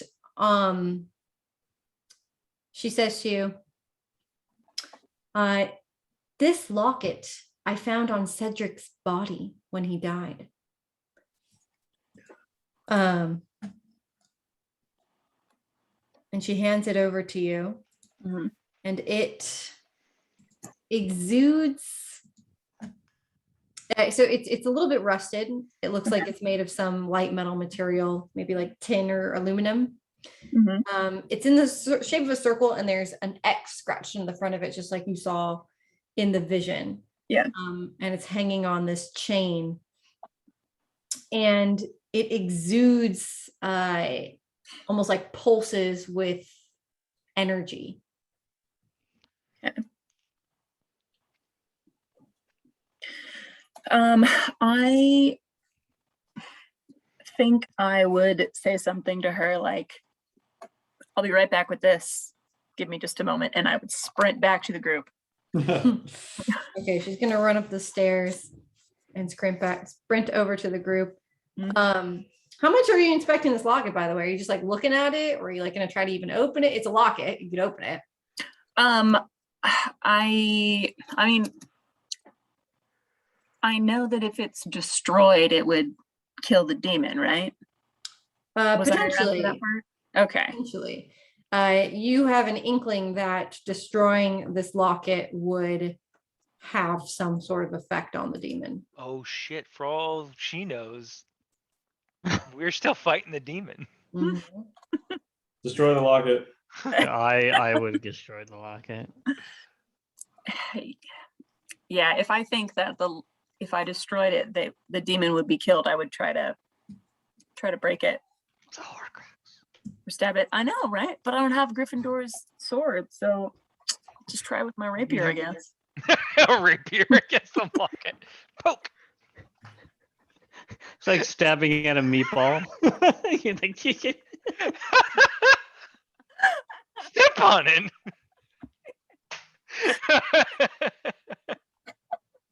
Nah, rapier. That's good. That's good. I can just imagine this. Oh, man.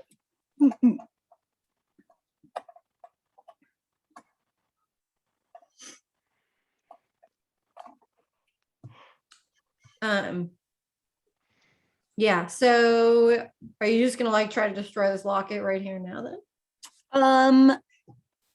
Yes, but I think I would investigate it first to see, I don't know, identify any weaknesses if I could, or That's fair.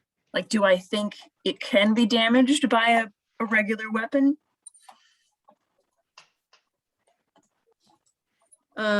So this particular locket doesn't seem out of the ordinary. Also seems hard to destroy considering that it's made of metal. Like you could smash it and crush it, but it's still made of metal. Yeah. So you'd just be like warping the shape. Okay. Can I open it? Yeah, so you can open it, and inside there's a engraving, a little inscription, but it's written, what languages do you know? Abyssal, Common, Elvish, Sylvan, and Thieves' Cant. You cannot read the language that it's inscribed in. Okay. Roll a, I'm gonna go with a religion check. Legend? Okay. Yeah.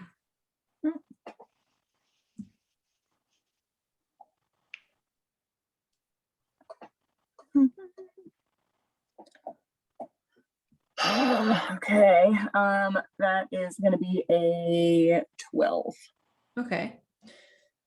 This language, just based off of the inscription shapes and the way that the language looks and knowledge of how many languages you already have, looks like it could be some like almost divine language.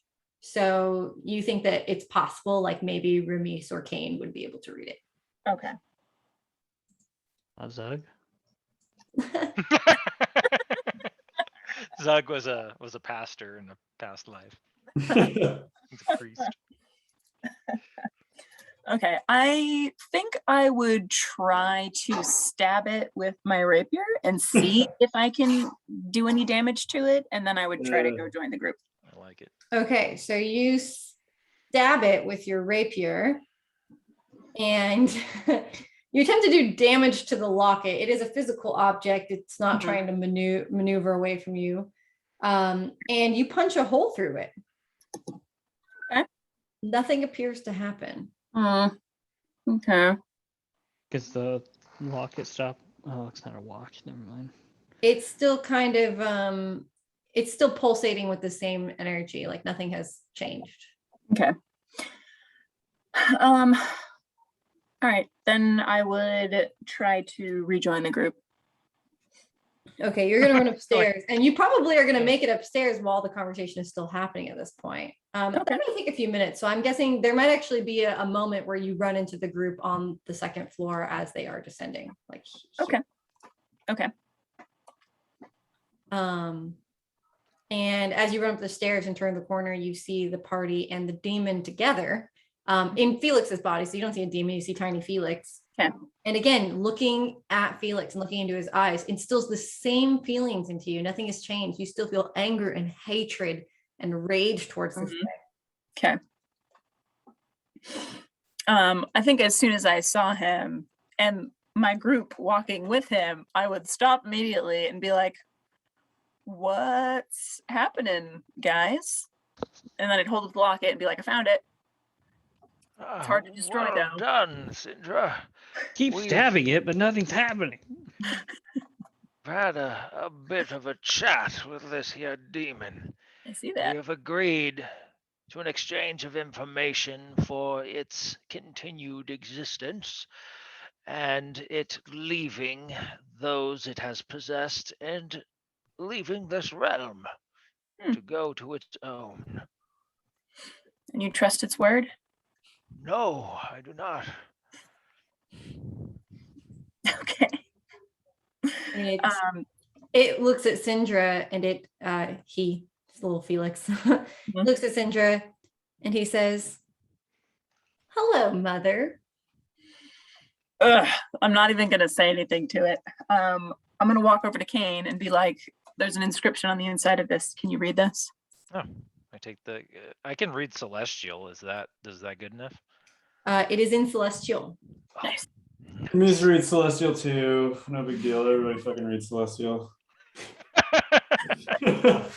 Why did we double up on so many languages? I'm just Asimar, so I just. It makes sense. I automatically It makes read sense that Kane or that Ramis would know Celestial. It actually makes a lot less sense that Kane would know Celestial. So Kane reads the message and it reads, let darkness hide from the gaze of light. Ew.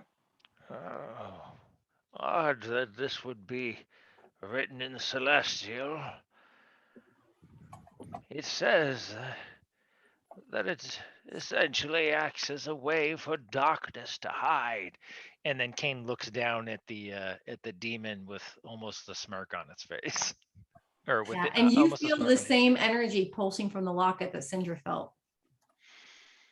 And Kane is able to identify that there's like an aura around the locket. And Definitely spooky. especially now that you've put together that it's talking about darkness hiding from light, it's a kind of an air of almost like necromancy surrounding this locket. All right, demon, let's not make a show out of this. We shall go down to the other wounded, and you shall release your grasp upon both the boy and what's his name? And the boy. Lavage? Lavage. Lavage. And says, Felix says, oh, but she ruined my home. Ruined your home. He's looking at the talking about? locket. Well, it's not going to be your home much longer now, is it? Boy. Boy. And where do you expect me to go if not inside of my locket? Back to the realm from which you originate. he says, "That's not possible." And why is it not possible? He looks over at Sindra and he says, "Don't you remember?" Kane looks at Sindra. Syncra So- looks at Doug. Sindra may or may not actually remember this because Sindra was a child when this event happened. So the demon is willing to explain if you are a captive audience. Yeah, Sindra, don't you remember? And what does Sindra remember of her own childhood horror? Ugh. Not a whole lot of specifics, but I know that my family practiced the dark arts, and the one time I participated, something latched onto me. Mhm. Oh man, you got demons?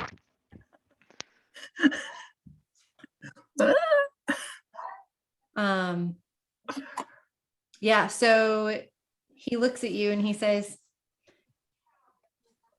"Don't you remember? Your family, they were praying to Vampire." And that word, when you hear that name, which they've already heard upstairs, but when you hear that name, you do recall that name. You remember hearing that word. You remember hearing that name in your household being chanted and being glorified.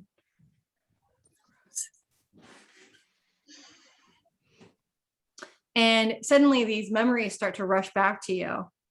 And you remember the very moment that something latched onto you was in a moment of your parents praying to Vampire to bring them good fortune and sacrificing their own blood to Vampire, who Sindra remembers is the god of insanguination.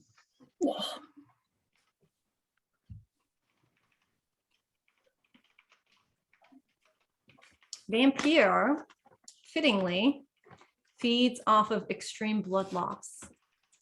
Gross. And it was Vampire who planted this blood-sucking demon inside of you as a child, where it grew and stayed dormant until it was able to take on form and emerge. That's fucked up. That's some Melisandre bullshit right there.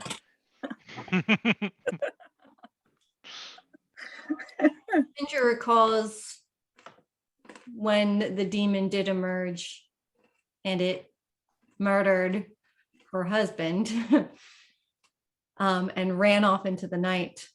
And you're putting together that where it ended up running off to is Barovia, back to its master. Gross. Do you remember, by the way, and this might be a conversation I have privately with Sindra, but do you remember how you were saved? I don't think so. Okay, I think it's part of your secret / backstory, so we can have a little conversation about that later, but that plays into it as well. Yes. Oh yeah. Yep. Cool. Okay. And so the demon recognizes you and it knows you because you housed it. So it cannot go back to that plane because it cannot escape Barovia. It is bound to the Barovian plane of existence as other things are. If it actually leaves the Barovian plane, it will cease to exist. Mm-hmm. Works for me. Throw it into the mist. It wants to go back into its locket.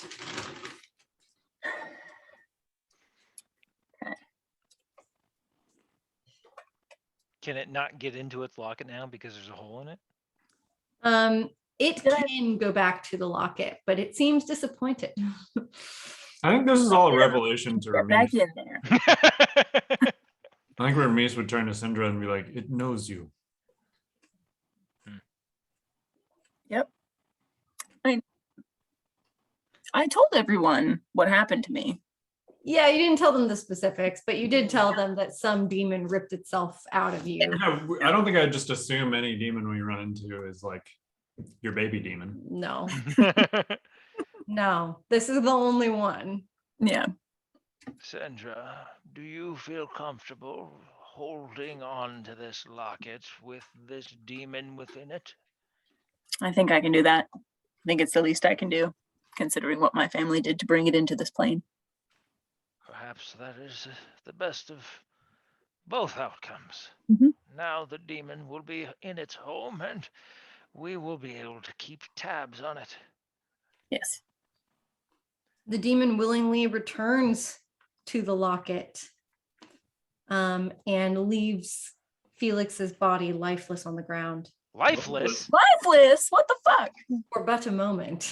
I was like, we're killing that fucking demon. Oh man, I'm knocking on its door here. But it drop it in Mount Doom. Felix, after a few moments, gasps and comes to hands and knees and immediately begins to sob. Oh. This Like, child has A lot of sobbing. I think Okay. Ramis More will than- kneel next to the boy Yeah. and say, it was all the demon. Nothing you did Mhm. was in your control. He continues to sob and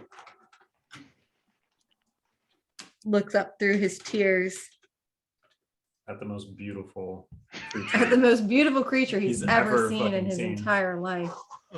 And he says, my parents, Cedric, it was my fault. No. I think Ramis would embrace him. None of this was your fault. I'm gonna poke Ramis on the shoulder and be like, I got this, man. I got this. He's my kid.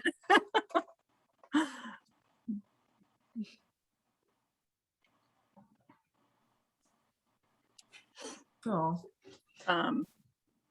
Ramis, would you like back away and give me like a minute? Or are you going Is to this your kid? Is that what you just Yeah, is said? this your child? embrace my child? well, What the fuck? I didn't know that. Holy shit. This is just a possessed Me kid. mom. He called me mom a couple times. the That was a de- demon. demon called you Yeah. mom. Okay. Well, This is a possessed child. Your actual child is like very super dead. Ramis is confused. Right. Confused by Wait. Syndra's like Very sweet. ownership over this. No, so poor the orphan. demon called you mom. The demon is Demon's now your out of baby. Felix's body. So Yeah. okay. Felix is unfortunately just an impartial party that was possessed. Yeah. But he's still my kid. No, He's not. he's not your kid at all. No. What? The demon that Uh, ripped itself out of you and like ran off into the night, that wasn't like a It's in the locket now. that was Whoa. Okay. That's why it Kane came asked back you if you wanted to keep it. Gotcha. Okay. the Okay. All right. demon considers itself like your kind of child. Yeah. Gotcha. It considers Okay. You, its mom, and Vampire, its dad. Okay. Yeah. Cool. That puts a whole new spin on this situation. Yeah, it's pretty Ramis will It's like- shrug off Syndra and kind of give her a sharp look. That's like, Like the a hell away. real fucked up Brady Bunch. This child is heavily, heavily traumatized All right. and has no Carry on, fucking Ramis. clue what's going on. Carry on, Ramis. Yeah, and he It was clearly just like- like remembers murdering his own parents and Okay. murdering Cedric and like all the shit that he did. Like he chanted curses and shit to like cause harm to all the other orphans. Okay. I thought that he was like possessing my baby. And then my No. kid grew up with him inside. No. Oh, okay. Yeah, because you're I mean, Yeah. it would have been a stillborn. It couldn't run off or a like an infant. It couldn't run off into the night. Okay. You didn't have a baby. Like the baby was the demon. Ew. Okay, cool. All right. All The right. demon, it sounds like fed on your The demon Fetus. sucked on your like life force and Gross. like your baby, and then it emerged like as the baby. Gotcha. Okay. Okay. That demon in your pocket murdered your baby, by the way. If you ever want to kill the demon, I'm down.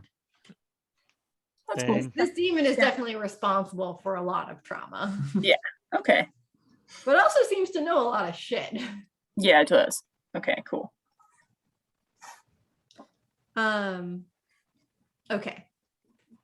And as you guys are kind of dealing with the situation and comforting Felix, you hear some footsteps coming up the stairs.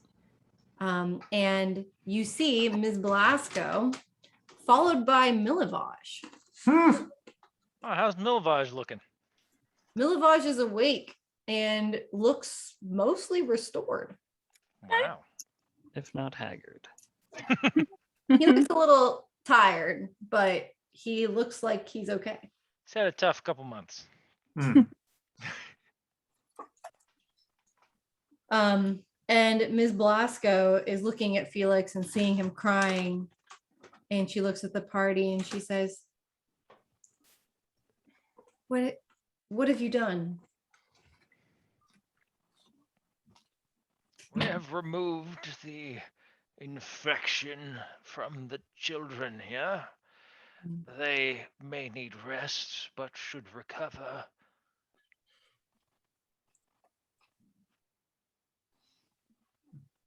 And Milivoj looks to the party and he's seen you before. He recognizes you. And he says, What happened? You were possessed by a demon. It was feeding upon you. We have removed the demon. You may feel weak for a time. If you rest and focus on your daily tasks, you will recover. He rubs his head and he says, There was a demon here? Indeed. And Ms. Blasco looks like shocked and horrified for a little bit. And her demeanor towards you all changes slightly. And she says, So does this mean that the children are safe now? They are safer than they were, though it is questionable whether any of us are safe here. Ramis will approach Ms.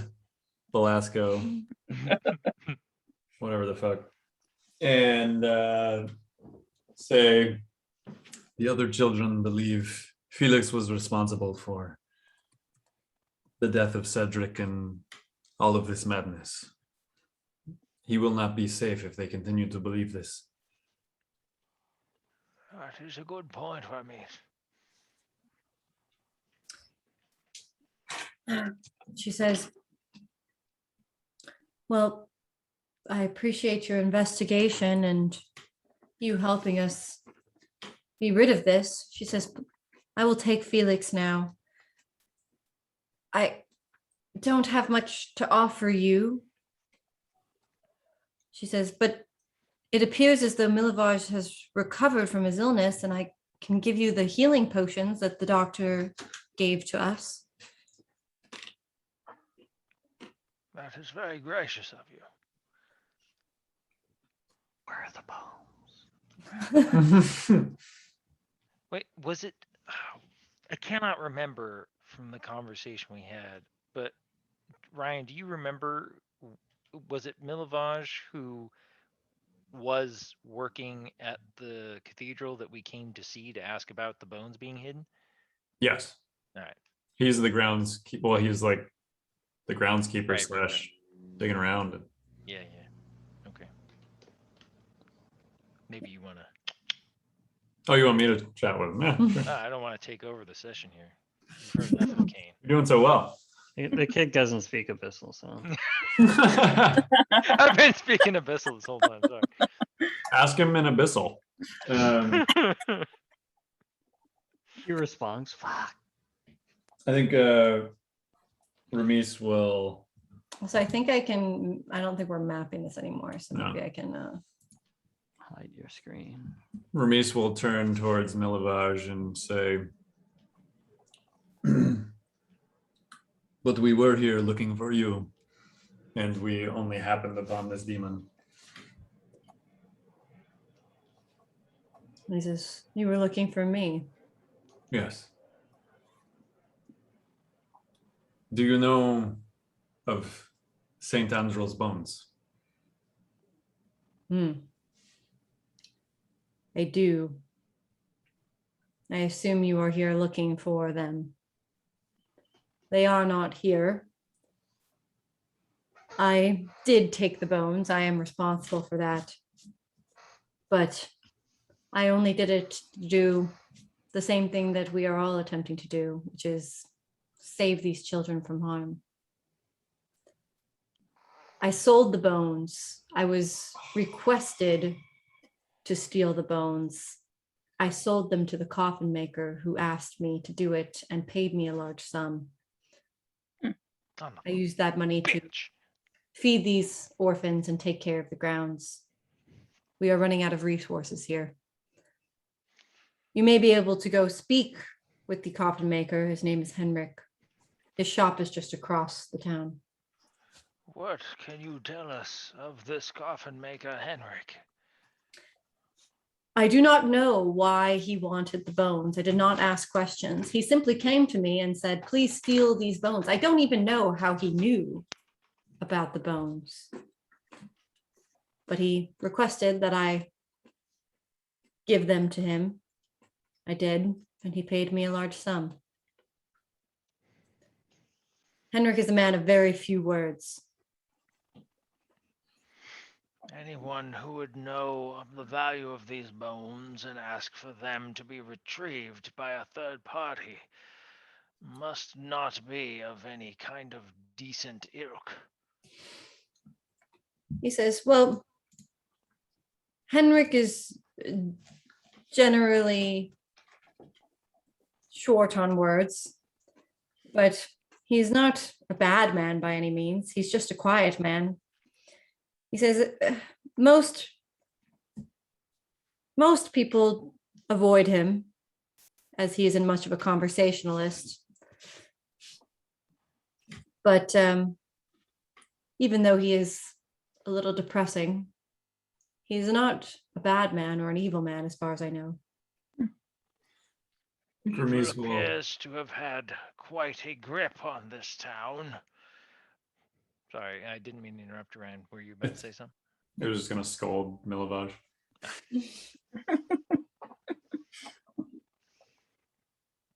Do you remember anything of your visit to the coffin makers? He says, I did not visit Abode. the coffin maker. The coffin maker visited me. And took the bones from you? Indeed. Very well. I'm sorry I cannot provide you with more information. I'm simply a middleman to a transaction to attempt to help my family. So it would seem. Milavage, you desecrated the church. You are not simply a middleman. You speak too Boy. comfortably of your crimes. He says, would you have let these orphans starve? We saved them from demons. We saved you from demons. You are but a boy. Let this be a lesson to not deal with random undertakers. Yes? He slumps his head and is silent. Ramis is satisfied with that reaction. He looks disappointed in himself. Yeah. Your heart is in the right place. I'll pat him on the shoulder. You are bad and wrong, boy. You bad. But it okay. But you're still Wait, when bad. did you become Zug? I have to, I don't know, speaking to 14-year-olds, they just got to get through to them, you know? Yeah. All right. So you have successfully encapsulated this demon in a locket, imprisoned him there, supposedly. You've talked to Milivoj, who seems okay, and has revealed that he sold the bones. Although he didn't really sell them, really, he was commissioned to steal the bones by Henrik the coffin maker. And Milivoj has told you the coffin shop is across town. And Ms. Blasco has offered you a couple of healing potions if you'd like to go with her to retrieve them. Yeah, we'll take her up. Oh, sure. She walks you down to the front office, her office, and she heads over to a shelf and she plucks 2 little pots off of the shelf. On the shelf, by the way, you can also see a couple of books. You can see their titles are really thick and the books look, they stand out to you a little bit. There is a book that says Corporal Punishment in large capital gold letters on the side, the leather-bound brown book. And there's a second book that's a dark forest green color with dark black lettering on the sides that says The Ladies 3. She plucks those 2. Could Ramis roll like history or something to see if he recognizes the title of The Ladies 3? Yeah. So she gives you guys 2 potions of healing, by the way. Tight. 2 potions of healing. Nathan, are you still our inventory keeper? I got it. Where are you keeping that information, by the way? It's just a sheet. I could probably clean this up, make it a little bit Is better. it shared with the rest of the group? No, it's just You should share it. All I know is we have infinite gold and infinite healing potions. we do not have infinite gold. I can assure you of that. 100%.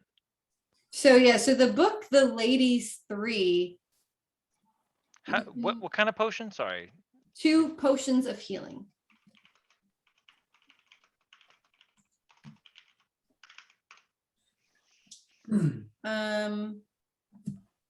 Religion. Religion? Can this be like something I'm good at? Oh my god, it was almost a nat 20 and then it was a 2. Oh. It doesn't particularly spark any thoughts for you.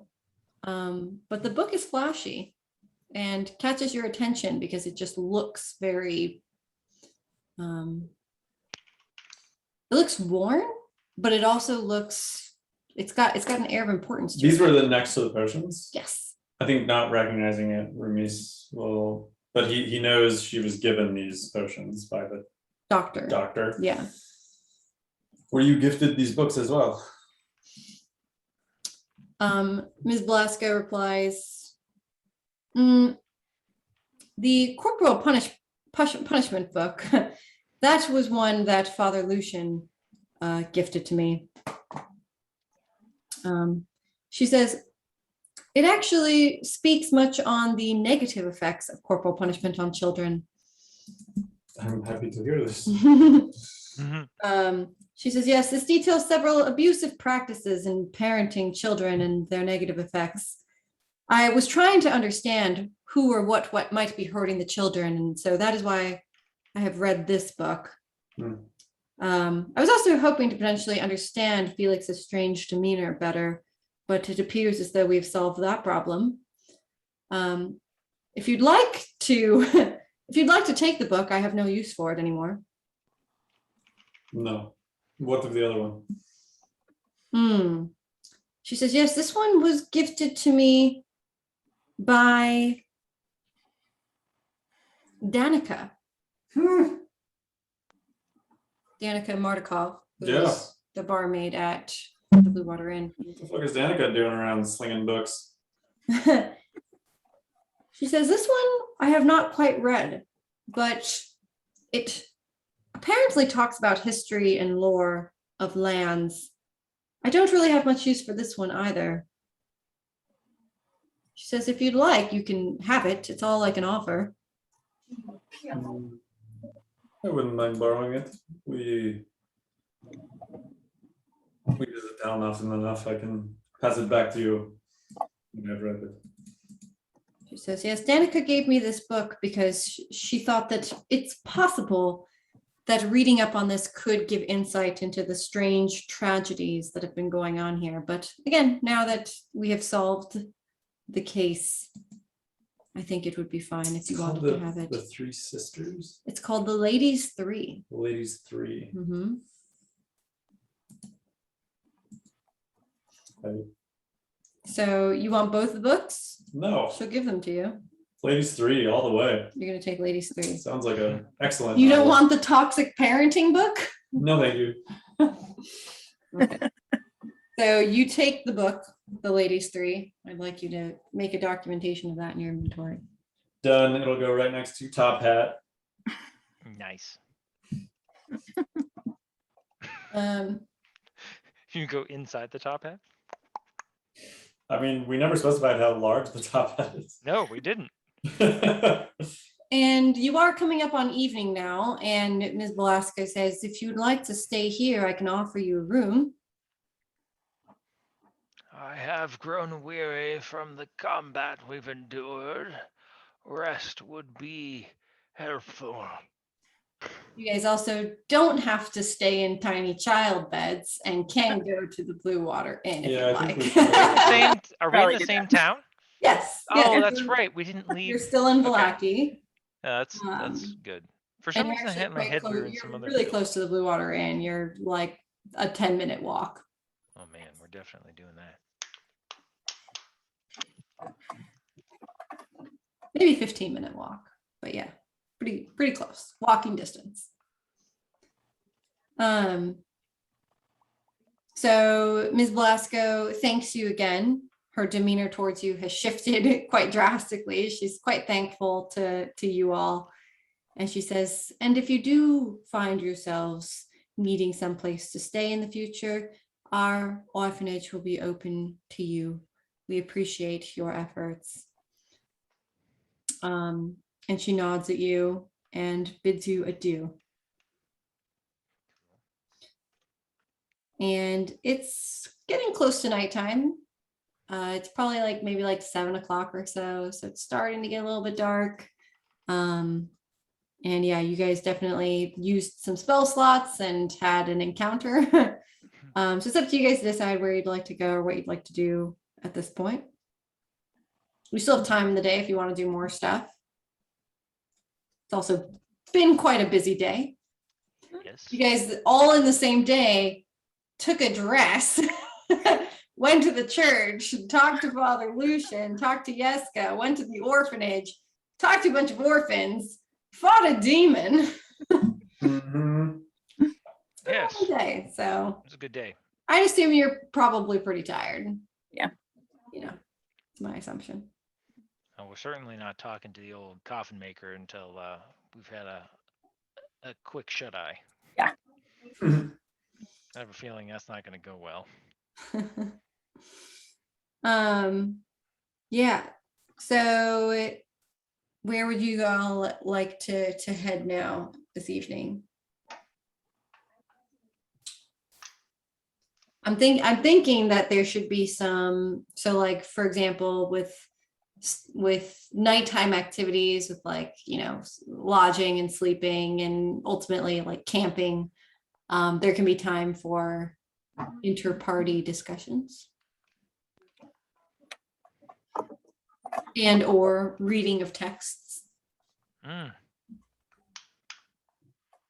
have some lovely texts there, Amis.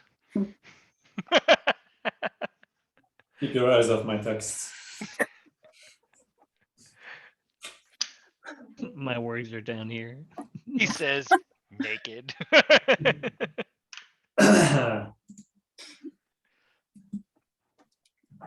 Sandra, we've learned a bit of interesting, if harrowing, information of you today. How are you feeling about all of this? I feel like I've gotten some closure. So that's good. But I would like to find this vampire and figure out how to destroy him or it. Seems as though that is a bit of the the crux of the entire tale here, isn't it? Just a bit. Perhaps we can find more information of this vampire elsewhere within the realm. I think so. I'm hopeful of that. Well, that wasn't your kid, huh?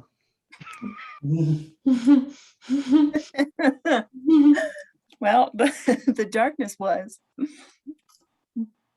Weird, because the kid looked like you. I'll just be like, okay, Zag.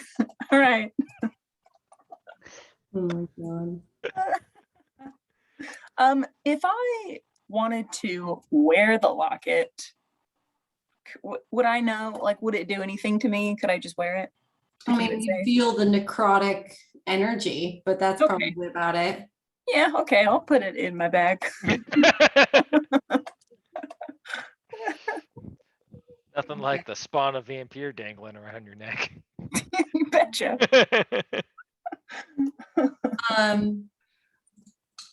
As you guys leave the orphanage and walk around town, are you guys heading to the Blue Water Inn or going somewhere else? Where are you guys gonna go? I guess so. Probably gonna be Did in. we had like a list of shit we wanted to do, but I don't think any of it is appropriate for just before bedtime, really. Probably not. Yeah. I think we're gonna want the sun to be up for this whole coffin maker ordeal. Mhm. So yeah. So you guys can head over to the Blue Water Inn. As you're walking around the streets, you notice some of the citizens of Vallaki look sadder than usual. Wow. Okay. Are they crying?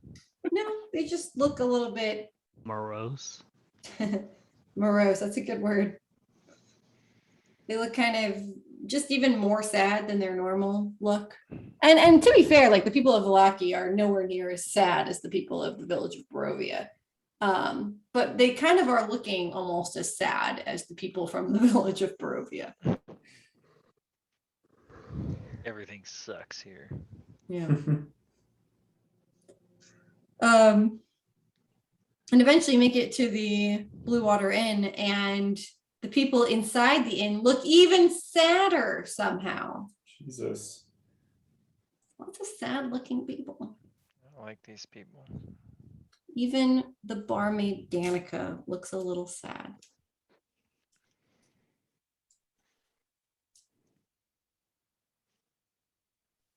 Are we in the bar? You guys can head inside if you'd like. Yeah. I mean, I'll head inside. While we're kind of doing this, Kane's gonna pass out 2 potions of healing to everyone from the bag of goodies, just to keep it balanced. I would put it on your character sheet somewhere. I think you can add it to your equipment. That'll Are be you an giving- easier, because if we just colloquially have that stuff, it's gonna be hard for someone to use it in combat. And that's the kind of thing that you're gonna want to like have on your character sheet. It's like, I use a potion. Hmm. And I don't think it makes any sense for me to be carrying 8 potions of healing. Oh, so you're giving 2 each then? Yeah. Done. Okay. So you just add that to the notes? There's a Oh, section. inventory. inventory section, yeah. Potion of healing. Quantity 2. There. I also forgot to mention that posted outside of the door on the Blue Water Inn, the main door that you guys entered in, was a flyer. Oh god. This is why everyone's so sad. Do you guys want to know the flyer says? Do you want to read it? Yeah, let's go ahead. I feel like Please. we gotta know now. So the flyer poster reads, "Come on, come all to the greatest celebration of the year, the Hallowed Eve Harvest. God. Attendance and children required, rain or shine, all will be well. Signed, the Baron." Gosh. And the date is marked for tomorrow. Oh no. How Hey, exciting. Just quick question for you, Danny. As an aside, I know like the next session's the Halloween session, right? So I imagine that's the overlap here. Oh, We're meta. not gonna be like punished for not dealing with the coffin maker, right? Maybe we treat this as a Scooby-Doo side mystery that is outside of space and time. You are going to be dealing with the coffin maker. Oh, alrighty then. Upon reading the flower entering the blue water, I think Ramis will say we should leave this town at once. You can leave if you want to. Last time we got trapped here, it did not go well. Hermes, it's very important for us to recover the bones. Good God, man. It is important for us to survive. We promise the priests. Anything that can hold back the tide of Strahd's power must be actively sought out.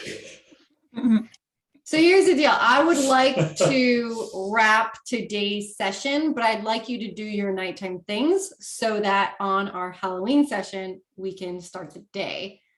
So let's go through activities for this evening. If there are things you want to do, if there's things you'd like to talk about, if there are drinks you'd like to have or people you'd like to talk to in the tavern, let's do it tonight. Well, Ramis will sit by the fire reading the Ladies three. The ladies three. So Ramis would like to page through this curious book. Yes. Okay. And how about the rest of the group? What would you guys like to do? How would you like to act? Who would you like to talk to? Would you like to talk to any of the sad people? I want to talk to the sad barmaid. You want to talk to Danica? Danica looks at you and she says, what'll it be tonight? I'll have a bottle of your coldest sadness, please. She sighs and she says, our lifeblood is running out. And Doug is suddenly filled with the same sadness that everyone else is having upon realizing that the wine is running out. Where's all the rum gone? Uh-oh. You guys remember that? Panic question look about the comes across wine? my face. It's running out, you guys. We have to deal with that too, but we were told that that was too Do spooky. it. Oh no. We were told that it was too spooky for us. Also, I completely forgot to mention Uh-oh. that you have all leveled to 5. Ding. Wow. Yes. Heck yeah. Heck yeah. We'll deal with that Yeah. before next session as well. Sweet. Cool. Mark down the appropriate experience. Cool. Hey. You have hit a milestone and you are level 5 now. Did we stub our toe on it? No, you gracefully glided over it. Oh, with a couple of stabs here and there. Sweet. So Ramis is reading this book over in the corner as Zug is chatting with Danica. Ramis begins to flip through the pages. The first page, the inscription on the first page of the book, it says, forgotten knowledge, but never lost. It's really cryptic. The first chapter is entitled A Brief History of Fanes. I'm going to give you a synopsis. The Brief History of Fanes chapter reads, long before Strahd came and civilized the valley, Barovia was once a wild land. The valley was largely populated by scattered familial villages, usually no larger than a couple of dozen people living in 3 or 4 houses to a village. These people were used to the harsh landscape and were overall hardy, somewhat barbaric people.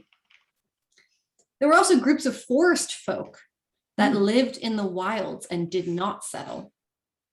The settled people and the forest folk have had a famously tumultuous relationship over the centuries, with periods of hate and periods of peace scattered across history. The land was separated into 3 fanes or environments. There was a swamp fane, a forest fane, and the mountain fane. Which I'll give you this text. It's a book, so you get the text. Thank God. Yeah, I'll give it to you. The second chapter is entitled The Ladies Three. It reads, the original residents of the valley worshipped a trio of archfey that were magically connected to the three fanes of the land. Because of their magical nature, these archfey were literally the land. The three archfays were the weaver from the swamp fane, the huntress from the mountain fane, the seeker of the forest fane. The ladies of the wood almost never showed themselves to the people that worshiped them. Instead, they would appear in auguries or dreams and omens, speaking through the mouths of animals and in the wind that mused the leaves on the trees. The third chapter is entitled Shrines. There's only 4 chapters, by the way. 4 chapters that I'm going to give you. I was going to say a short book. Shrines. It's kind of, we'll get there in a sec. The third chapter is entitled Shrines. It says, the people of the valley used to worship the ladies through a series of shrines scattered across the land, some small and some large. The 3 most prominent shrines were located inside of large stone circles. The worship of the ladies usually came in the form of minor religious practices and offerings, things like the best fruits from the first harvest or antlers of a buck that was killed on a hunt. Sometimes the people left small carved statues or other bits of artistic labor. The practices were usually communes with nature where folk would wander into the woods and live entirely alone in respect for the ladies. Those who survived would return home spiritually awakened. Other rituals were long nights spent in respect and worship or village-wide pilgrimages to the major shrines. Chapter 4 is entitled The Fall of the Ladies. The ladies presided over the valley until Strahd conquered the land. Strahd, seeing the power of the fanes, desecrated the 3 main shrines to the lady and reconsecrated them in his own image, giving him dominion over the valley. This is how Strahd controls the waters, the winds, and wildlife in the valley. Chapter 5 is entitled Reinstating the Ladies, and it's completely blank. And there are no more words in the book, even though there are pages left.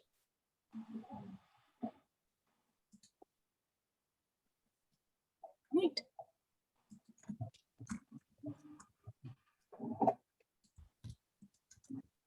Sorry. Bramis has this book, right? Hermes does have this book. Okay.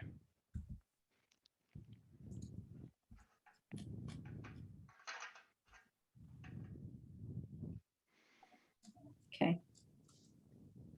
Doesn't look like it was physically or magically tampered with. No, but all of the words are like handwritten. Obviously, there's no typewriters in Barovia. But all the words are handwritten and look very intentional. No, it doesn't look like there's any evidence of magic. And there's no like author, any description or anything like that. I can't even send this message, it's too long. You can upload it as a text file. I guess I could do that. Or you could just hack it into a bunch of messages. It's so annoying.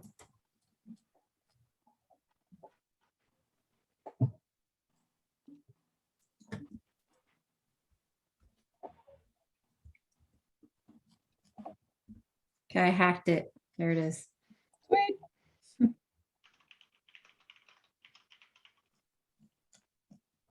Some lore.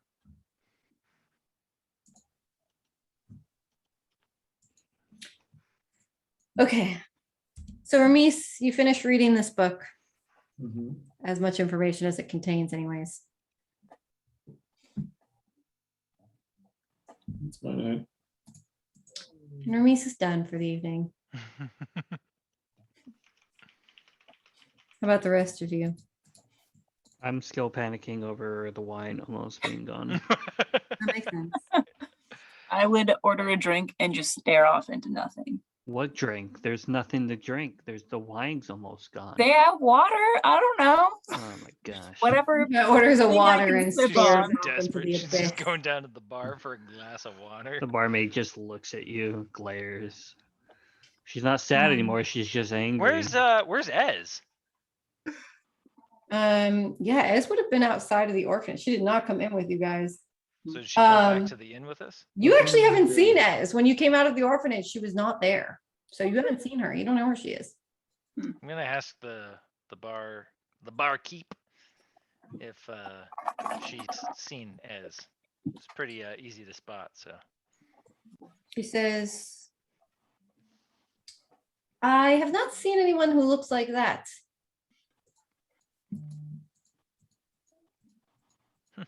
So she we says, have no fucking idea where Ez is. I haven't seen her. That's not good. Mm-mm.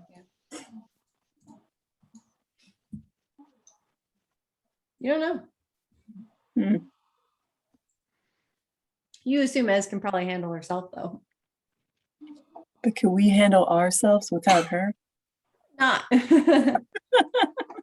I mean, did we not just do so? Oh, maybe we got lucky. You did. You guys handled it without her. All right. So it's bedtime for the group. You go to sleep. All is well, or at least all will be well. All is not well. All right. And we will pick up next session with our new day and our new activities. We will pick up on the day of the Hallowed Eve's harvest. Yes. Nice. Does everyone have How to dress like their characters? next session? Coincidental that the Hallowed Eve's harvest will coincide with our actual Halloween. What a coincidence. What a And coincidence. for it all. Definitely no DM caveat there. All I'm right. excited. Are you gonna be here for that, McKenna, or are we just gonna have you at the table as like a tablet or something? She's going to I be think- our tap. Yeah. Oh my God. Fair. You guys have no fucking clue what you're in store for. I'm excited. Oh man, this shit is gonna be unreal. Oh, you play Fireman's in D&D? No. Can we? Well, kind of. Are we all dressing up in a costume of some kind? Yes, definitely. I could put on a Harry Potter cloak. I don't know what else I would dress up in. Okay, we're gonna stop this and we'll pick up next time.